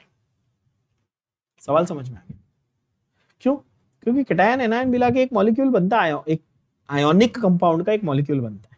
अब बोलोगे हाँ सही है, क्वेश्चन में कैटायन एनायन दिया, मैंने अपने मन से तो लिया नहीं, कैटायन एनायन दिया क्वेश्चन में। अच्छा, ये मिलाकर एक एंटिटी, एक मॉलिक्यूल तैयार होता है। क्या तैयार होता है, एक एंटिटी, एक मॉलिक्यूल, एक पार्टिकल तैयार होता है, किसका, आयोनिक कंपाउंड का। अब उसका रेडियस, वो पूरे पार्टिकल का रेडियस है, उस एंटिटी का रेडियस जो है वो a/2 के बराबर, वो a/2 के बराबर। तो आप बोलोगे कैसे, हमको कैसे पता भैया, तो ये डायरेक्ट फॉर्मूला है। ठीक है, अगेन ये इसमें क्या फंडा है, ये फेस सेंटर क्यूब है ना, तो ये NaCl टाइप का क्रिस्टल है, ऐसा एजम्पशन है। वही जो मैंने कहा था ना कि मैं fluoride type crystal, NaCl type का क्रिस्टल। बट इतना आपको इन डेप्थ जाने की जरूरत नहीं, आपको सिंपल समझना है कि भाई फेस सेंटर क्यूब दिया रहेगा तो ये वाला फॉर्मूला लगाना वैलिड है क्या, कि जो एज लेंथ है दैट इज ट्वाइस, ट्वाइस आप कॉमन भी ले सकते हो, into r plus plus r minus, यानी कैटायन एनायन के रेडियस का डबल, ये फॉर्मूला। अब बस वैल्यू सब्स्टिट्यूट करो, आंसर आ गया।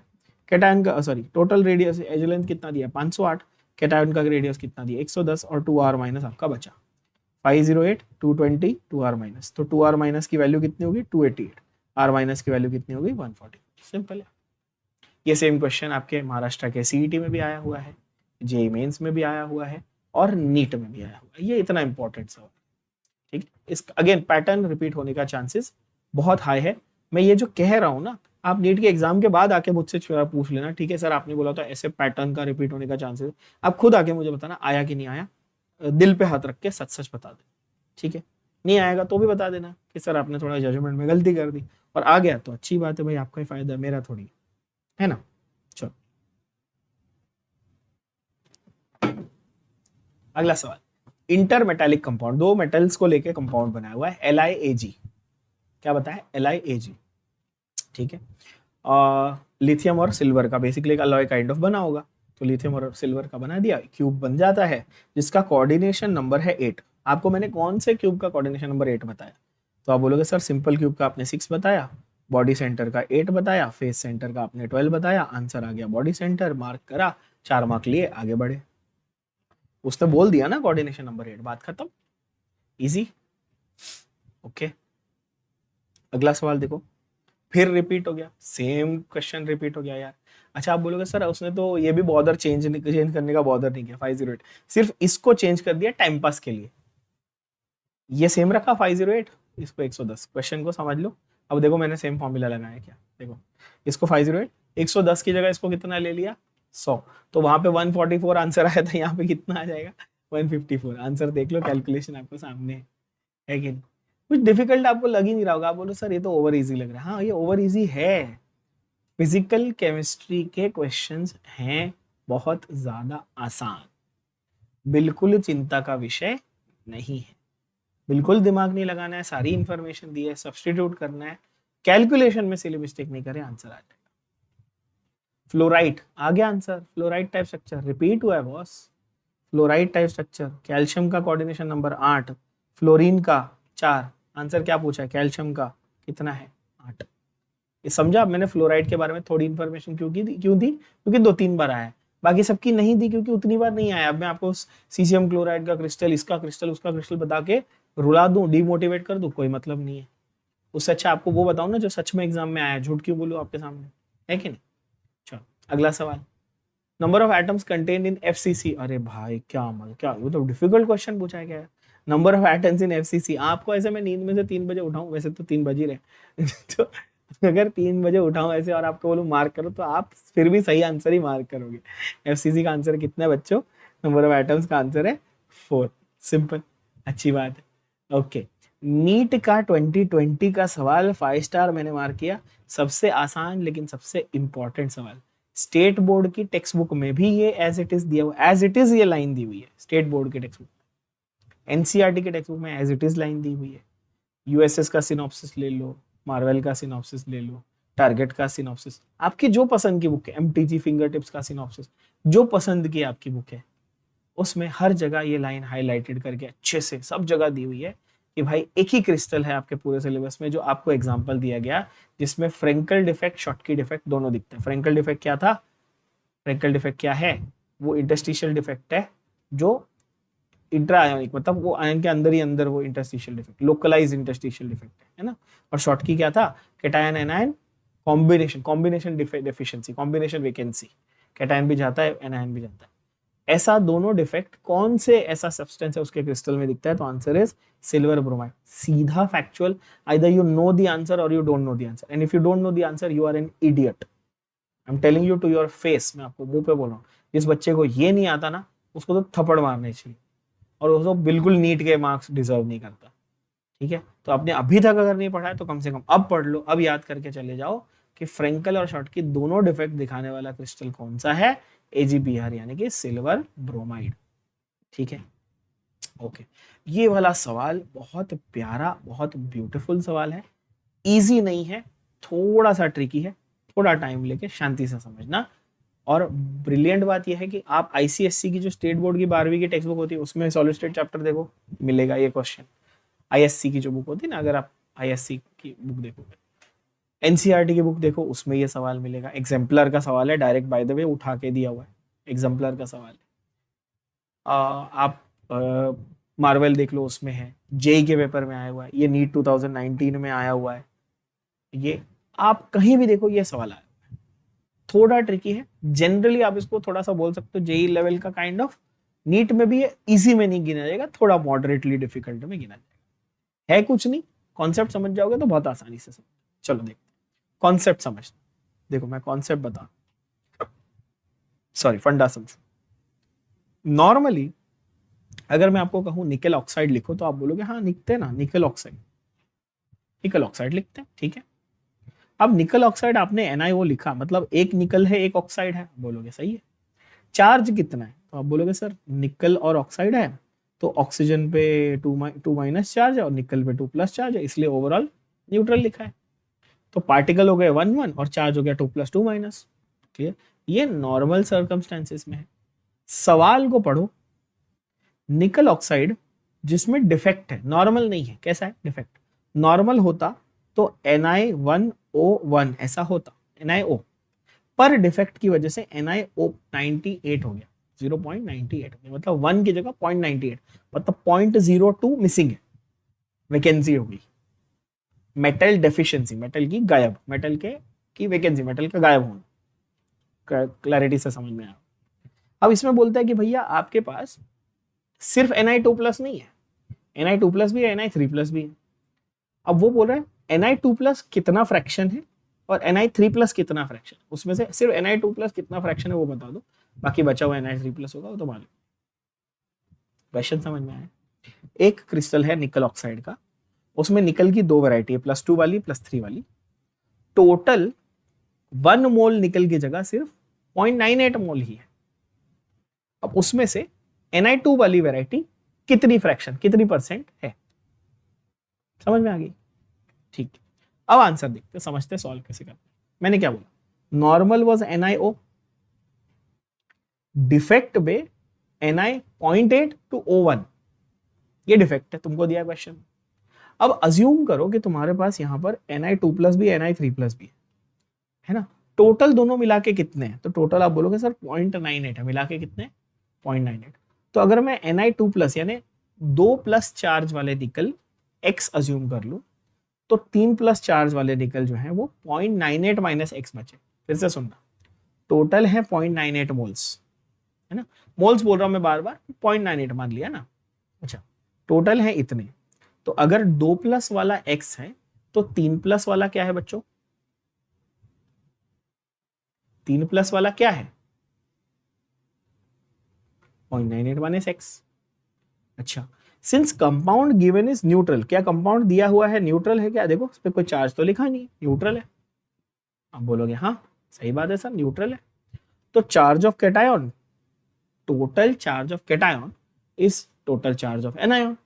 चार्ज ऑफ कैटायन कितना है, तो आप बोलोगे सर +2 वाला x था, वो चार्ज प्लस उतना टोटल है ना, x into +2 plus 0.98 minus x into +3, क्योंकि ये +3 वाले इतने थे हमने लिखे हुए ना, this into this plus this into this, ये टोटल तुम्हारा पॉजिटिव चार्ज।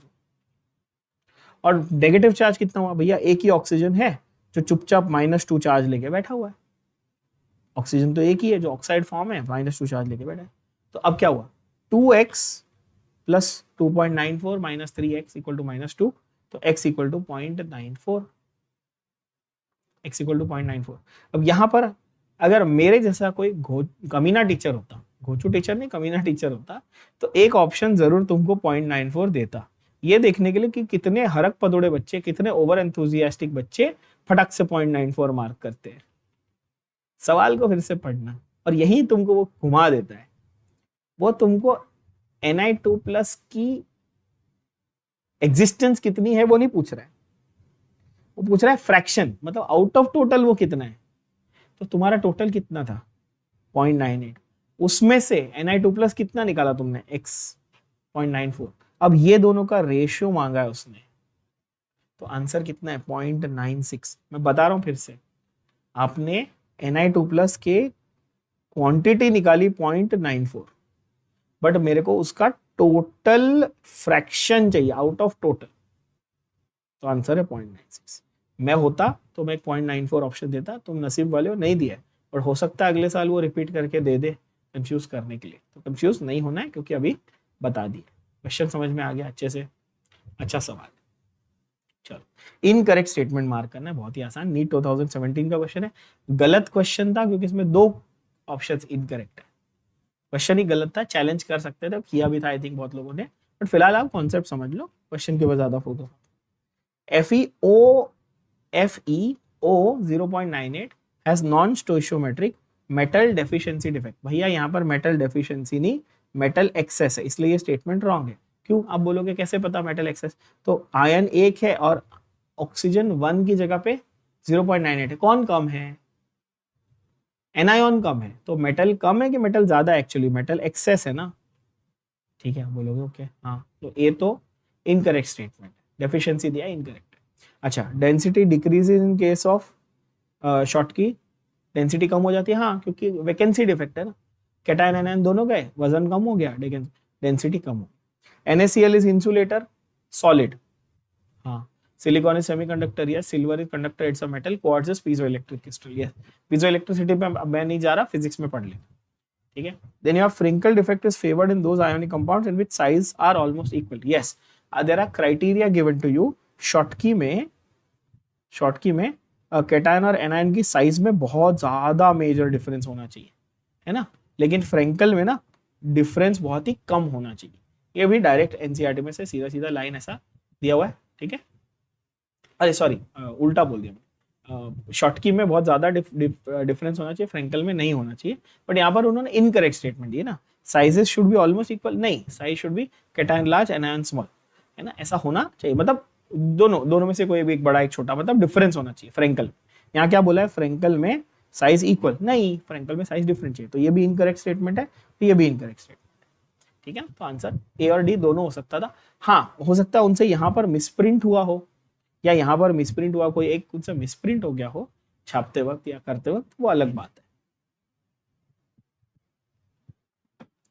है। At least the question that I have got, both are the both are incorrect. यहाँ पर डायरेक्ट क्वेश्चन नीट 2016 का फेज 1। नीट 2016 में वैसे डिफिकल्ट क्वेश्चंस थे काफी सारे, बट ये वाला काफी आसान में गिना जाएगा, कोई बड़ी चीज नहीं है।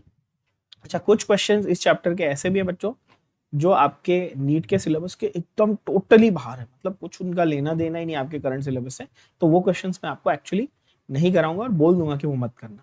इसका ये मतलब नहीं कि तुम मेरे पीछे पड़ जाओगे, अरे सर आपको तो आता ही नहीं, आपने तो कराया नहीं, ऐसा नहीं। वो क्वेश्चन में जेई एडवांस वगैरह में ब्रैग्स इक्वेशन वगैरह का नाम ही नहीं सुना होगा। और अगर आप में से कोई डेढ़ शाणे हैं जिन्होंने ब्रैग विश्लेषण पढ़ने में टाइम लगाया है, तो आपको बता दूं कि आपने स्मार्टनेस नहीं किया, आपने बेवकूफ़ी की है, क्योंकि ऐसे सवाल है जो आपके सिलेबस में नहीं है।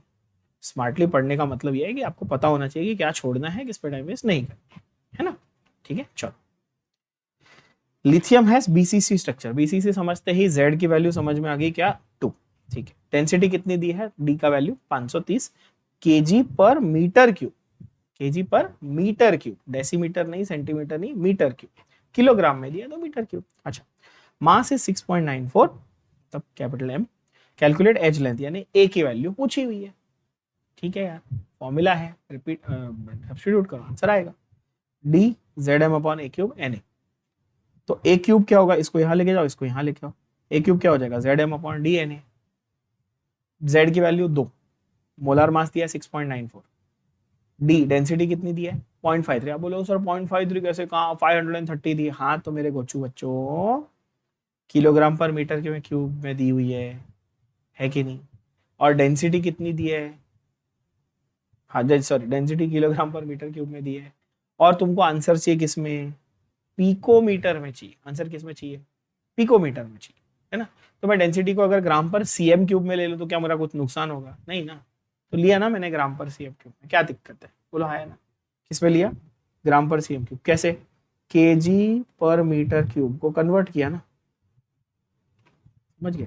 किलोग्राम को 1000 ग्राम लिख दिया और मीटर क्यूब को 10⁻⁻6 सेंटीमीटर क्यूब लिख दिया।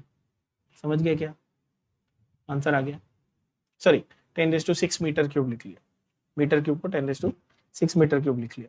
ऊपर गया 3 जीरो ऐसे उड़ गए, ऊपर -3 हो गया, 530 का 3 यहाँ पे लेके आ गया 0.53। सिंपल, ठीक है। इतने डिटेल में तो कोई नहीं बता रहा भाई, कोई नहीं बताएगा, बता रहा हूँ फिर भी छोटे बच्चों की तरह सॉल्व करा रहा हूँ, एक एक लाइन, एक एक वर्ड, एक एक ये सॉल्विंग बता रहा हूँ, ठीक है, ताकि सिली मिस्टेक ना। ठीक है, ये आपका एवोगैड्रो नंबर हो, वैल्यू सब्स्टिट्यूट कर ली, ए की वैल्यू आ गई 4.3। अब यहाँ पर गड़बड़ होती, सर लॉग टेबल नहीं है हमारे पास, हम कैसे करें, हमारा अप्रोक्सीमेशन हमेशा गलत चला जाता है। तो दिमाग लगाओ, बेसिक दिमाग लगाओ यार, क्या है पढ़ना, देखते हैं। 4.3 इंटू 10⁻23। पहली बात, जब क्यूब रूट निकालना है किसी चीज का, क्या निकालना है, क्यूब रूट, तो 10 जो मतलब 10 का जो पावर होता है वो डिविजिबल बाय 3 होना चाहिए। कैसा होना चाहिए, डिविजिबल बाय 3। 23 तो डिविजिबल बाय 3 है नहीं, तो या तो 24 करना पड़ेगा या 21 करना पड़ेगा। मैंने 24 कर लिया, क्यों 24 किया, तो यहाँ पर क्यूब रूट सीधा 24 डिवाइड बाय 3, क्यूब रूट हो गया 10⁻8। अब 43 का क्यूब रूट निकालना है, क्या करना है, 43 का क्यूब रूट बताओ। 2 का क्यूब 8, 3 का क्यूब 27, 4 का क्यूब 64, 27 तुम्हारा 3 का क्यूब है, और 4 का क्यूब है तुम्हारा 64, यानी कि 64। तुम्हारा जो 43 है वो समवेयर इन बिटवीन आ रहा है क्या, 3 और 4 के समवेयर इन बिटवीन आ रहा है रफली, तो 3.5, और 3.5 इंटू 10⁻8 क्या, सेंटीमीटर, तो 3.5 इंटू 10⁻10 सेंटीमीटर के हिसाब से अगर मैं देखूं तो उसको पिकोमीटर में कन्वर्ट कर लो, 10⁻10, तो 2 जीरो आगे बढ़ा दो, तो 3.5 को 2 जीरो आगे बढ़ा दिया 350, और 350 से सबसे नजदीक आंसर कौन सा है, 352, that is a correct answer. Answer आगे खत्म। चाहिए तो अपने आंसर को तुम कैलसी से कंफर्म कर लेना फिलहाल, बट कोशिश करो कि ये आदत में ना पड़ो कैलसी से कंफर्म करने वाली। क्यों, क्योंकि एग्जाम में थोड़ी कैलसी मिलने वाला है, एग्जाम में सर नहीं आने वाले बताने, एग्जाम में खुद करना है बॉस। तो थोड़ा सा खुद से करो, 5 सेकंड ज्यादा लो, 10 सेकंड ज्यादा लो, शांति से कैलकुलेशन करो, कोई दिक्कत नहीं। ओके, अगला सवाल क्या बोलता है, इनमें से करेक्ट स्टेटमेंट को मार्क करो। क्या करेक्ट स्टेटमेंट है ना। Schottky effect has no effect on density. Of course density कम हो जाती है, अभी बताया, वैकेंसी कम, मास कम, डेंसिटी कम। मतलब वैकेंसी होती है, मास खत्म हो जाता है, कम हो जाता है, डेंसिटी भी कम हो जाती है। अच्छा, फ्रेंकल से डेंसिटी कम होती है, सही है। अच्छा, ए और बी ध्यान से देखना जरा, करेक्ट स्टेटमेंट बोला है ना। तो अच्छा, पहले वाले में क्या बोलता है, नो इफेक्ट ऑन डेंसिटी, गलत स्टेटमेंट। अच्छा, दूसरा बोला है फ्रेंकल से डेंसिटी डिक्रीज होती है। नहीं भाई, फ्रेंकल क्या है, मैंने क्या बोला था, फ्रेंकल मतलब कि आयन के अंदर ही अंदर एक पार्टिकल यहाँ से निकला यहाँ चला गया। जैसे तुम क्लासरूम में बैठे तो ये बेंच से उठ के ये बेंच पे चले गए, नंबर ऑफ स्टूडेंट्स थोड़ी बदले क्लासरूम में, है ना। तो फ्रेंकल जो है वो तो लोकलाइज है ना, लोकलाइज ऐसा डिसलोकेशन हो रहा है कि या डीलोकलाइजेशन हो रहा है, ऐसा वर्ड हम बोल सकते हैं। तो बी भी गलत है, उससे डेंसिटी में तो कोई फर्क आता नहीं, बी गलत स्टेटमेंट। सी क्या बोलते हैं, Frenkel is a dislocation defect. हाँ, फ्रेंकल में क्या होता है, जैसे ये तुम्हारा एक क्रिस्टल है और ये सब पार्टिकल है, तो एक पार्टिकल यहां से उठ के यहां आ गया, बस खत्म, वो Frenkel. Frenkel is found in halides of alkali metals, no. Frenkel is found in alkaline earth metals या डी ब्लॉक मेटल्स एक्चुअली, ठीक है ना, ज्यादा करके डी ब्लॉक मेटल्स में फ्रेंकल मिलता है। आंसर आएगा ऑप्शन सी, ठीक है। लास्ट 10 क्वेश्चन है, 10 में से भी बहुत सारे ऐसे क्वेश्चन है जो आपके सिलेबस में नहीं, जैसे ये वाला आपके सिलेबस में आपको टेक्निकली नहीं करना है, केटायन वैकेंसीज टाइप का क्वेश्चन अवॉइड करो, ठीक है। यूजलेसली पॉइंटलेसली डिफिकल्ट क्वेश्चन थोड़े से अवॉइड करो, ठीक है। नेक्स्ट वाला 5 स्टार की है, 5 स्टार अगेन, जैसे वो AgBr क्रिस्टल में शॉर्ट की फ्रेंकल दोनों आते हैं ना, गारंटीड है ना, फैक्चुअल, फैक्चुअल डायरेक्ट, काफी इंपॉर्टेंट, काफी गारंटीड। क्या बोलते हैं, appearance of color in solid alkali metal halides is generally due to F center, Schottky defect, Frenkel defect, interstitial position. Answer is F center, नाम ही है F center, ठीक है। अगर आपको नॉलेज का बड़ा, क्यूरियोसिटी का बड़ा शौक है तो थोड़ा बता देता हूँ, जर्मन में एक वर्ड होता है फार्बिन, फार्बिन विच मीन्स कलर। तो फार्बिन जेंडर नाम का एक, फार्बिन जेंटर नाम का एक वर्ड होता है जिसका लिटरल मीनिंग जर्मन से अगर इंग्लिश में ट्रांसलेट करो तो उसका मतलब ही होता है कलर सेंटर। तो इसीलिए उसका नाम एफ सेंटर। कई बार बच्चे पूछते हैं कि सर एफ सेंटर नाम क्यों रखा यार, फ्लोरीन होता है क्या? नहीं, फ्लोरीन नहीं होता, जर्मन शब्द से उसका नाम रख दिया, फार्बन सेंटर से नाम रख दिया, कलर सेंटर। ये सारी चीजें एनसीईआरटी में नहीं दी, इनफैक्ट हार्डली किसी का भी बुक में आपको वैसे तो दी हुई मिलेंगी, शायद पहली बार ही सुन रहे होगे, कोई दिक्कत नहीं है, इंटरेस्टिंग था बता दिया। एफ सेंटर कलर सेंटर है किसी, अच्छा अब वो क्या कहने की कोशिश क्या कर रहा है देखो ना जरा, एल्कली मेटल का हेलाइड है, जैसे तुम्हारे पास लिथियम का क्लोराइड है, लिथियम का फ्लोराइड है, सोडियम का आयोडाइड है, व्हाटएवर एल्कली मेटल का तुम्हारे पास हेलाइड है। इसके क्रिस्टल में होता क्या है ना, एनायन डेफिशिएंसी, यानी कि एनायंस की डेफिशिएंसी होगी समझो, मतलब हेलाइड्स थोड़े से कम हो गए, हेलाइड्स थोड़े से कम हो गए। अब हेलाइड जाता है ना तो वो जाते जाते अपना एक इलेक्ट्रॉन छोड़ के जाता है, जैसे बोलते हैं ना अंग्रेज चले गए, अंग्रेजी छोड़ गए, है ना। तो वो क्या करता है, हेलोजन या हेलाइड का जो आयन है वो जाते जाते एक इलेक्ट्रॉन छोड़ के जाता है, और आपको पता है अकेला इलेक्ट्रॉन यहाँ वहां जंप मारते रहता है, जंप मारता है तो एनर्जी का आदान प्रदान होता है, और एनर्जी का गेन और लॉस होता है, तो लाइट यानी इलेक्ट्रोमैग्नेटिक रेडिएशन बाहर आती है, जिससे क्या होता है, कलर आता है। तो उस एनायन डेफिशिएंसी की वजह से, किसकी वजह से, एनायन की डेफिशिएंसी की वजह से जो कलर डेवलप होता है उसको हम लोग क्या बोलते हैं, कलर सेंटर या फार्बर सेंटर। तो इसलिए आंसर है एफ सेंटर। डायरेक्ट लर्न करके जाना, एफ सेंटर का मतलब कलर सेंटर। कैसे बना, एनायन डेफिशिएंसी से बना, ध्यान में रहेगा। चलो, बहुत अच्छा सवाल, बहुत ही अच्छा सवाल। ये भी आई थिंक मैंने ये सवाल सेम आई थिंक पुराने वीडियो में एक बार सॉल्व किया, बट उसमें कुछ कैलकुलेशन की मिस्टेक थी, या हो सकता है मुझसे हुई हो, या हो सकता है क्वेश्चन की प्रिंटिंग में कुछ एरर हुआ हो, या कुछ इस तरह का क्वेश्चन का एरर हुआ हो, जरा एक बार देख लेना ध्यान से। यहाँ पर प्रॉपर है, ये मैं आपको गारंटी से बोल सकता हूँ कि प्रॉपर है, ठीक है। शायद पुराने वीडियो में कुछ हुआ हो, यार देखो मैं भी धीरे धीरे सीख ही रहा था कि वीडियो कैसे बनाना है, क्या करना है, और उतना कभी कभार ध्यान नहीं रहता, शायद कभी थक जाते हैं, सुबह से लेक्चर लेकर कंटिन्यूसली, शाम आते आते, रात आते आते लेट लेक्चर ले रहे हैं 2 बजे 3 बजे, तो कभी कभार मिस्टेक हो जाती है, ध्यान नहीं रहता इंसान का। तो अगर ऐसा हुआ है तो I really apologise for that, I am sorry, ठीक है। 99% of the times I'm a human being, I try my best to be accurate, sometimes if I make a mistake, sorry, okay, chalo khair, let's not dwell more on that. Let's talk about CSBr, cesium bromide crystal, body centre cube है, body centre cube, छोटी छोटी चीजें note करते जाना से। अच्छा आप question को पढ़ रहे हो, अच्छा बॉडी सेंटर, हाँ मतलब कि Z = 2, अच्छा यूनिट सेल की एज लेंथ, अच्छा ए की वैल्यू ये, अच्छा atomic mass of caesium and bromine, अच्छा सीसियम और ब्रोमीन मतलब CSBr का मिल गया कितना, टोटल 133 + 80 कितना हुआ, 133 + 80 130 और 80, 310 313 213, सॉरी एक 133 ना, 130 और 80, हाँ 210 213, ठीक है। अच्छा 213 तुमको क्या मिल गया, उसका मोलार मास मिल गया, एवोगाड्रो नंबर दिया है, तो व्हाट इज द डेंसिटी। मतलब सर क्वेश्चन तो प्रीटी स्ट्रेट फॉरवर्ड है यार, क्वेश्चन तो बड़ा ऑब्वियस है, बड़ा स्ट्रेट फॉरवर्ड है बच्चों, क्या बोलता है। 2 इंटू 213 ऊपर है ना, Z M upon A cube N A है ना, 2 into 213 upon A cube into N ए।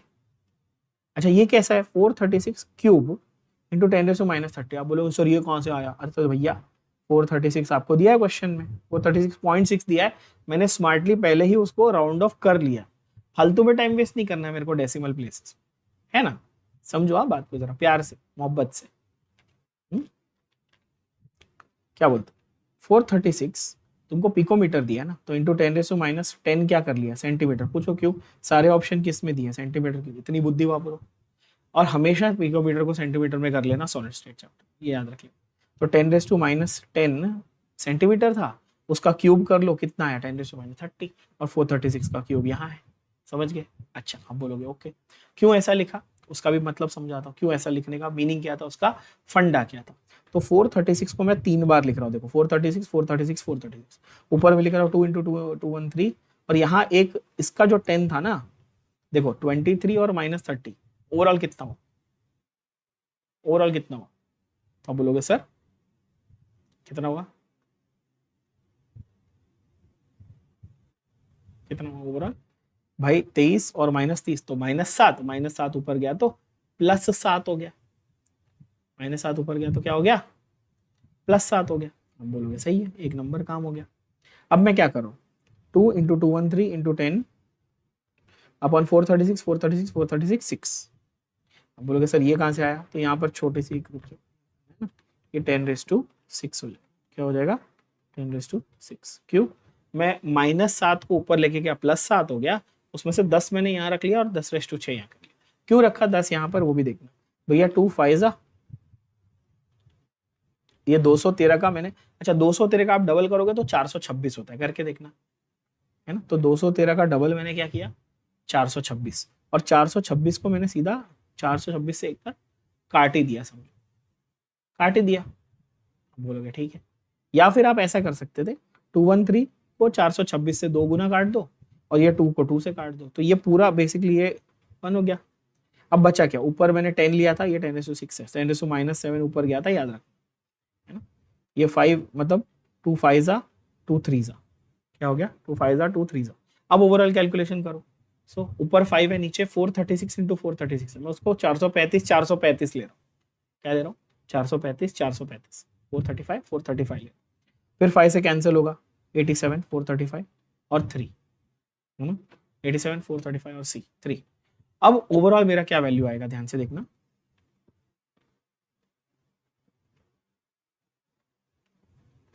मेरा जो कैलकुलेशन है, ऊपर मेरे पास बचा हुआ है 10⁻6, नीचे बचा हुआ है 87 और 435 और 3, है ना।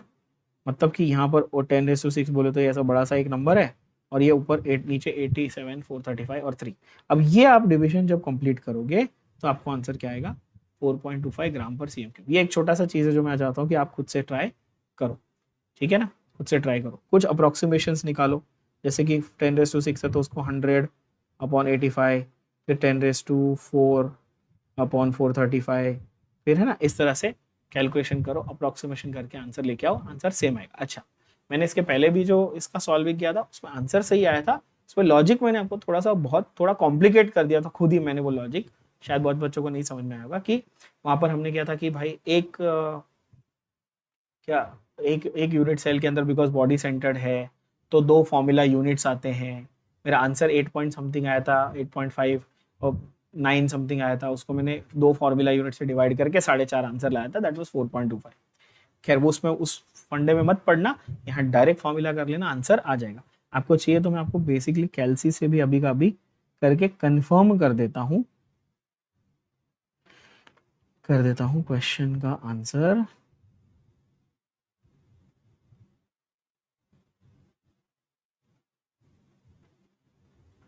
है ना, हाँ 8.8 समथिंग आता है आंसर, और उसको वैसे जैसा मैंने कहा कि आप 2 फॉर्मूला यूनिट्स जो हैं ऐसा मान लोगे, क्या कि CSBR, यानी कि फिर से समझा मैं वो फॉर्मूला यूनिट में बार बार क्यों वर्ड यूज कर रहा हूँ, कि इसमें CSBR में ये क्योंकि आयोनिक कंपाउंड है ना बच्चों। मैंने एक फॉर्मूला इसके पहले आपको एक लिख के दिया ही था एक सवाल में, याद करना, मैंने कहा था कि यार जो आपकी एज लेंथ है वो कैटायन का रेडियस प्लस एनायन का रेडियस इंटू 2 ऐसे होती है, बोला था, है ना। तो यानी कि भाई आप ये कैटायन प्लस एनायन को एक एंटिटी मानते हो ना, एक फॉर्मूला यूनिट मानते हो, समझे क्या। और बॉडी सेंटर्ड क्यूब है ना, बॉडी सेंटर्ड क्यूब, तो उसमें दो पार्टिकल नहीं, दो फॉर्मूला यूनिट होते हैं। दो फॉर्मूला यूनिट मतलब एक फॉर्मूला यूनिट है CSBr, एक फॉर्मूला यूनिट है CSBr। तो आपने एक फॉर्मूला यूनिट के लिए डेंसिटी कैलकुलेट की, इसका आंसर आपको अराउंड 8.8 आता है। कितना आता है आप कैलकुलेशन करोगे तो आपको आंसर इसका अराउंड 8.8 आएगा। और उसको दो फॉर्मूला यूनिट के लिए आपने कैलकुलेट किया था, तो पर यूनिट कितनी हुई डेंसिटी, उसकी आधी यानी 4.25। That is your answer. ठीक है, तो फॉर्मूला यूनिट से आप कंफ्यूज मत हो जाना, पहले कैलकुलेशन कर लेना और फिर उसके बाद लास्ट में आप फॉर्मूला यूनिट वाला फंडा लगाना। पहले लगाने लगोगे तो कंफ्यूज हो जाओ। ठीक है, अच्छा सवाल। पिक्नोमेट्रिक नॉट फॉर नीट 2003 का ओल्ड सिलेबस का सवाल है। पिक्नोमेट्रिक डेंसिटी वगैरह, एक्सरे डिफ्रैक्शन, ये ब्रैग्स इक्वेशन वगैरह, ये सारे क्वेश्चन देखो, ये वाले ब्रैग्स डिफ्रैक्शन, ब्रैग्स इक्वेशन, ये जेई के एडवांस में भी गिन के इक्का दुक्का बार आए हैं 40 साल में। इनके ऊपर टाइम वेस्ट प्लीज आपसे हाथ जोड़ रहा हूं मत करना, अपना ही टाइम वेस्ट करोगे, अपने ही पैर पे कुल्हाड़ी मारो। मैंने क्वेश्चन डाल दिए क्योंकि मेरे को वो सेट कंप्लीट करना था कि भाई है आपके क्वेश्चंस ऐसे पुराने आए हुए थे AIPMT के, एम्स के, बट आपके सिलेबस में नहीं है, मेरी गारंटी है, टेंशन मत ले। ठीक है, चलो अगला सवाल। Schottky defect is observed when, Schottky defect कब होता है, तो ये तो बाय डेफिनेशन है, पैड कैटायन एनायन डिफेक्ट होता है शॉर्टकी, पैड कैटायन एनायन या कंबाइंड कैटायन एनायन, मतलब कैटायन भी जाएगा एनायन भी जाएगा, equal number cation anion missing होंगे तो क्या होगा, शॉर्टकी। फ्रेंकल क्या था, लोकलाइज्ड डीलोकलाइजेशन, यानी लोकलाइज्ड मूवमेंट, अंदर ही अंदर, क्रिस्टल के अंदर ही मूवमेंट हो रही है। ये क्या है, ये क्या है, equal number cation anion missing. ठीक है, अगला सवाल, एनायन वैकेंसी क्या बोला, अभी बोला ना एक क्वेश्चन में, एनायन वैकेंसी, एनायन गया, इलेक्ट्रॉन छोड़ के गया, क्या बना, एफ सेंटर, क्या आया, कलर, आंसर क्या आया, एफ सेंटर। अगला सवाल, इजी सवाल है ना। ठीक है, देखो डायरेक्ट, अब आप एक बार करते रहोगे, मेरे साथ बैठते हो करते हो ना, आपको लगता है अरे सर क्या मजा आ रहा है यार, फट फट फट फट, अरे सर क्वेश्चन बन गए, है ना। और फिर आप उठा के अब आप मॉक टेस्ट लो, आप इसका करो, इस चैप्टर के क्वेश्चन सॉल्व करो, आप बोलोगे अरे सर कितने क्वेश्चन रिपीट है सेम टाइम, खत्म, है ना, वो अच्छे से करना। ठीक है, अगला सवाल, अरे क्या मस्त क्वेश्चन, क्या बोलता है, which one of the following elements, silicon should be doped with which one two give P type of semiconductor. अब एक्चुअली सेमीकंडक्टर तो फिजिक्स का चैप्टर है, बहुत ज्यादा डिटेल में, आप फिजिक्स में पूरा का पूरा एक चैप्टर डेडिकेटेड है। यहाँ हम गरीब लोग केमिस्ट्री में एक पैराग्राफ में आपको पढ़ाते हैं, ठीक है, बट एक पैराग्राफ में भी आपको छोटी सी नॉलेज दे देता हूँ, काम आएगी, फिजिक्स में भी थोड़ी बहुत काम आ जाएगी। सिलिकॉन जो है ग्रुप 14 का एलिमेंट है, आपको पता है, कहे सीता जी सुनो प्रभु, है ना, ये ग्रुप 14 है आपका, सिलिकॉन ग्रुप 14 का है। सिलिकॉन की चिप्स आती है एप्पल की, एप्पल सिलिकॉन देखो ना, एप्पल वाले अपने फोन में लगाते हैं आजकल, M1 चिप, मेरे पास ये जो आईपैड है या जो जो भी है जिसपे हम मैकबुक है उसमें, या M1 चिप जो है ना, सिलिकॉन बोलते हैं उसे, क्या बनता है, सेमीकंडक्टर, जिसपे आपके इलेक्ट्रॉनिक डिवाइसेस चलते हैं, सेमीकंडक्टर्स। तो सिलिकॉन जो है वो ग्रुप 14 का एलिमेंट है। ठीक है, ग्रुप 14 का एलिमेंट है, ग्रुप 14 है तो 4 वैलेंस इलेक्ट्रॉन होते हैं। अब इसकी इंटरेक्शन आप ग्रुप 13 वाले से भी करा सकते हो, ग्रुप 15 वाले से भी करा सकते हो। जब आप इसको ग्रुप 13 वाले से मिलाओगे तो भैया इसको 4 इलेक्ट्रॉन की आदत थी, 13 वाले के पास तो 3 ही थे, तो इलेक्ट्रॉन्स की कमी हुई। जिसको 4 की आदत है उसको 3 दोगे तो कमी महसूस होगी ना यार, तो क्या बनेगा, कमी महसूस होगी, इलेक्ट्रॉन्स कम मतलब पॉजिटिव चार्ज, मतलब पी टाइप, इजी। अच्छा, ग्रुप 15, भाई उसको 4 की आदत थी, तुमने 5 वाले से मिला दिया, इलेक्ट्रॉन रिच, ज्यादा इलेक्ट्रॉन, इलेक्ट्रॉन रिच मतलब एन टाइप यानी कि नेगेटिव टाइप का सेमीकंडक्टर। अब सवाल को पढ़ो, सिलिकॉन को पी टाइप बनाना है, मतलब सिलिकॉन को किससे मिलाना है, ग्रुप 13 से कि ग्रुप 15 से, आप बोलोगे सर ग्रुप 13 से। जर्मेनियम ग्रुप 14 का है, कहें सीता जी सुनो प्रभु, ग्रुप 14 ये नहीं चलेगा। आर्सेनिक ग्रुप 15 का है, नाना पाटेकर पास, सब बिंदास, नई पड़ोसन ऐश्वर्या से भी ब्यूटीफुल, जो भी जैसे याद रखें। आर्सेनिक ग्रुप 15 का है, नहीं चलेगा। सिलेनियम, भाई oxygen sulphur selenium polonium tellurium polonium, old style से टीपो, ग्रुप 16 नहीं चलेगा। ग्रुप 13 बैंगन आलू गाजर इन थैली of periodic table, boron, group 13 answer आ गया। Last 2 question, solid state done and dusted, solid with high electrical and thermal conductivity, boss क्या सिलिकॉन क्या है? सेमीकंडक्टर। NaCl क्या है? क्रिस्टल है, आयन है, आयन्स फ्री नहीं है, क्या कंडक्ट करेंगे? तंबूरा? नहीं। आइस, पानी है, हाई डाइलेक्ट्रिक कांस्टेंट होता है, नहीं करता है ना पानी कंडक्ट इलेक्ट्रिसिटी। कौन करेगा भाई? मेटल करेगा। कौन है high thermal conductivity, high conduct, मतलब ये कोई क्वेश्चन हुआ यार?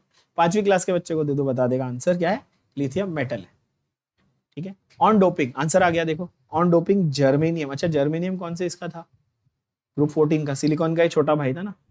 अच्छा जर्मेनियम को इंडियम या गैलियम क्या बोला था? ग्रुप 13। बैंगन आलू गाजर इन थैली, boron aluminium gallium indium thallium. Group 13, 13 मतलब पी टाइप, 15 मतलब एन टाइप। 13 वाले में कम था, कैसे याद रखना है? कम वाला था, कम इलेक्ट्रॉन मिले थे, पॉजिटिव चार्ज, पी टाइप। ज्यादा 15 नंबर वाला था, 15 ग्रुप वाला, ज्यादा इलेक्ट्रॉन मिले, एन टाइप नेगेटिव चार्ज, है ना, सिंपल। तो आंसर क्या आया? P type. और खत्म, done, solid state done and dusted बच्चों। ठीक है, तो ब्रिलियंट अपना, आई थिंक कुछ 1-1.5 घंटे, 1.25 घंटे, 1.5 घंटे का सेशन हुआ होगा, मतलब पता नहीं, जो भी है। ठीक है, टाइमर तो है नहीं मेरे पास यहाँ पे, बट हाँ सारे क्वेश्चंस मैंने आपको सॉलिड स्टेट के फटाफट करा दिए। एक बार गो थ्रू कर लेना, अच्छे से रिवाइज करना। नेक्स्ट सेशन में मिलते हैं, केमिकल काइनेटिक्स कंप्लीट करेंगे, इलेक्ट्रोकेमिस्ट्री पे जा रहे हैं। ऑल द बेस्ट, पढ़ते रहो, बढ़ते रहो।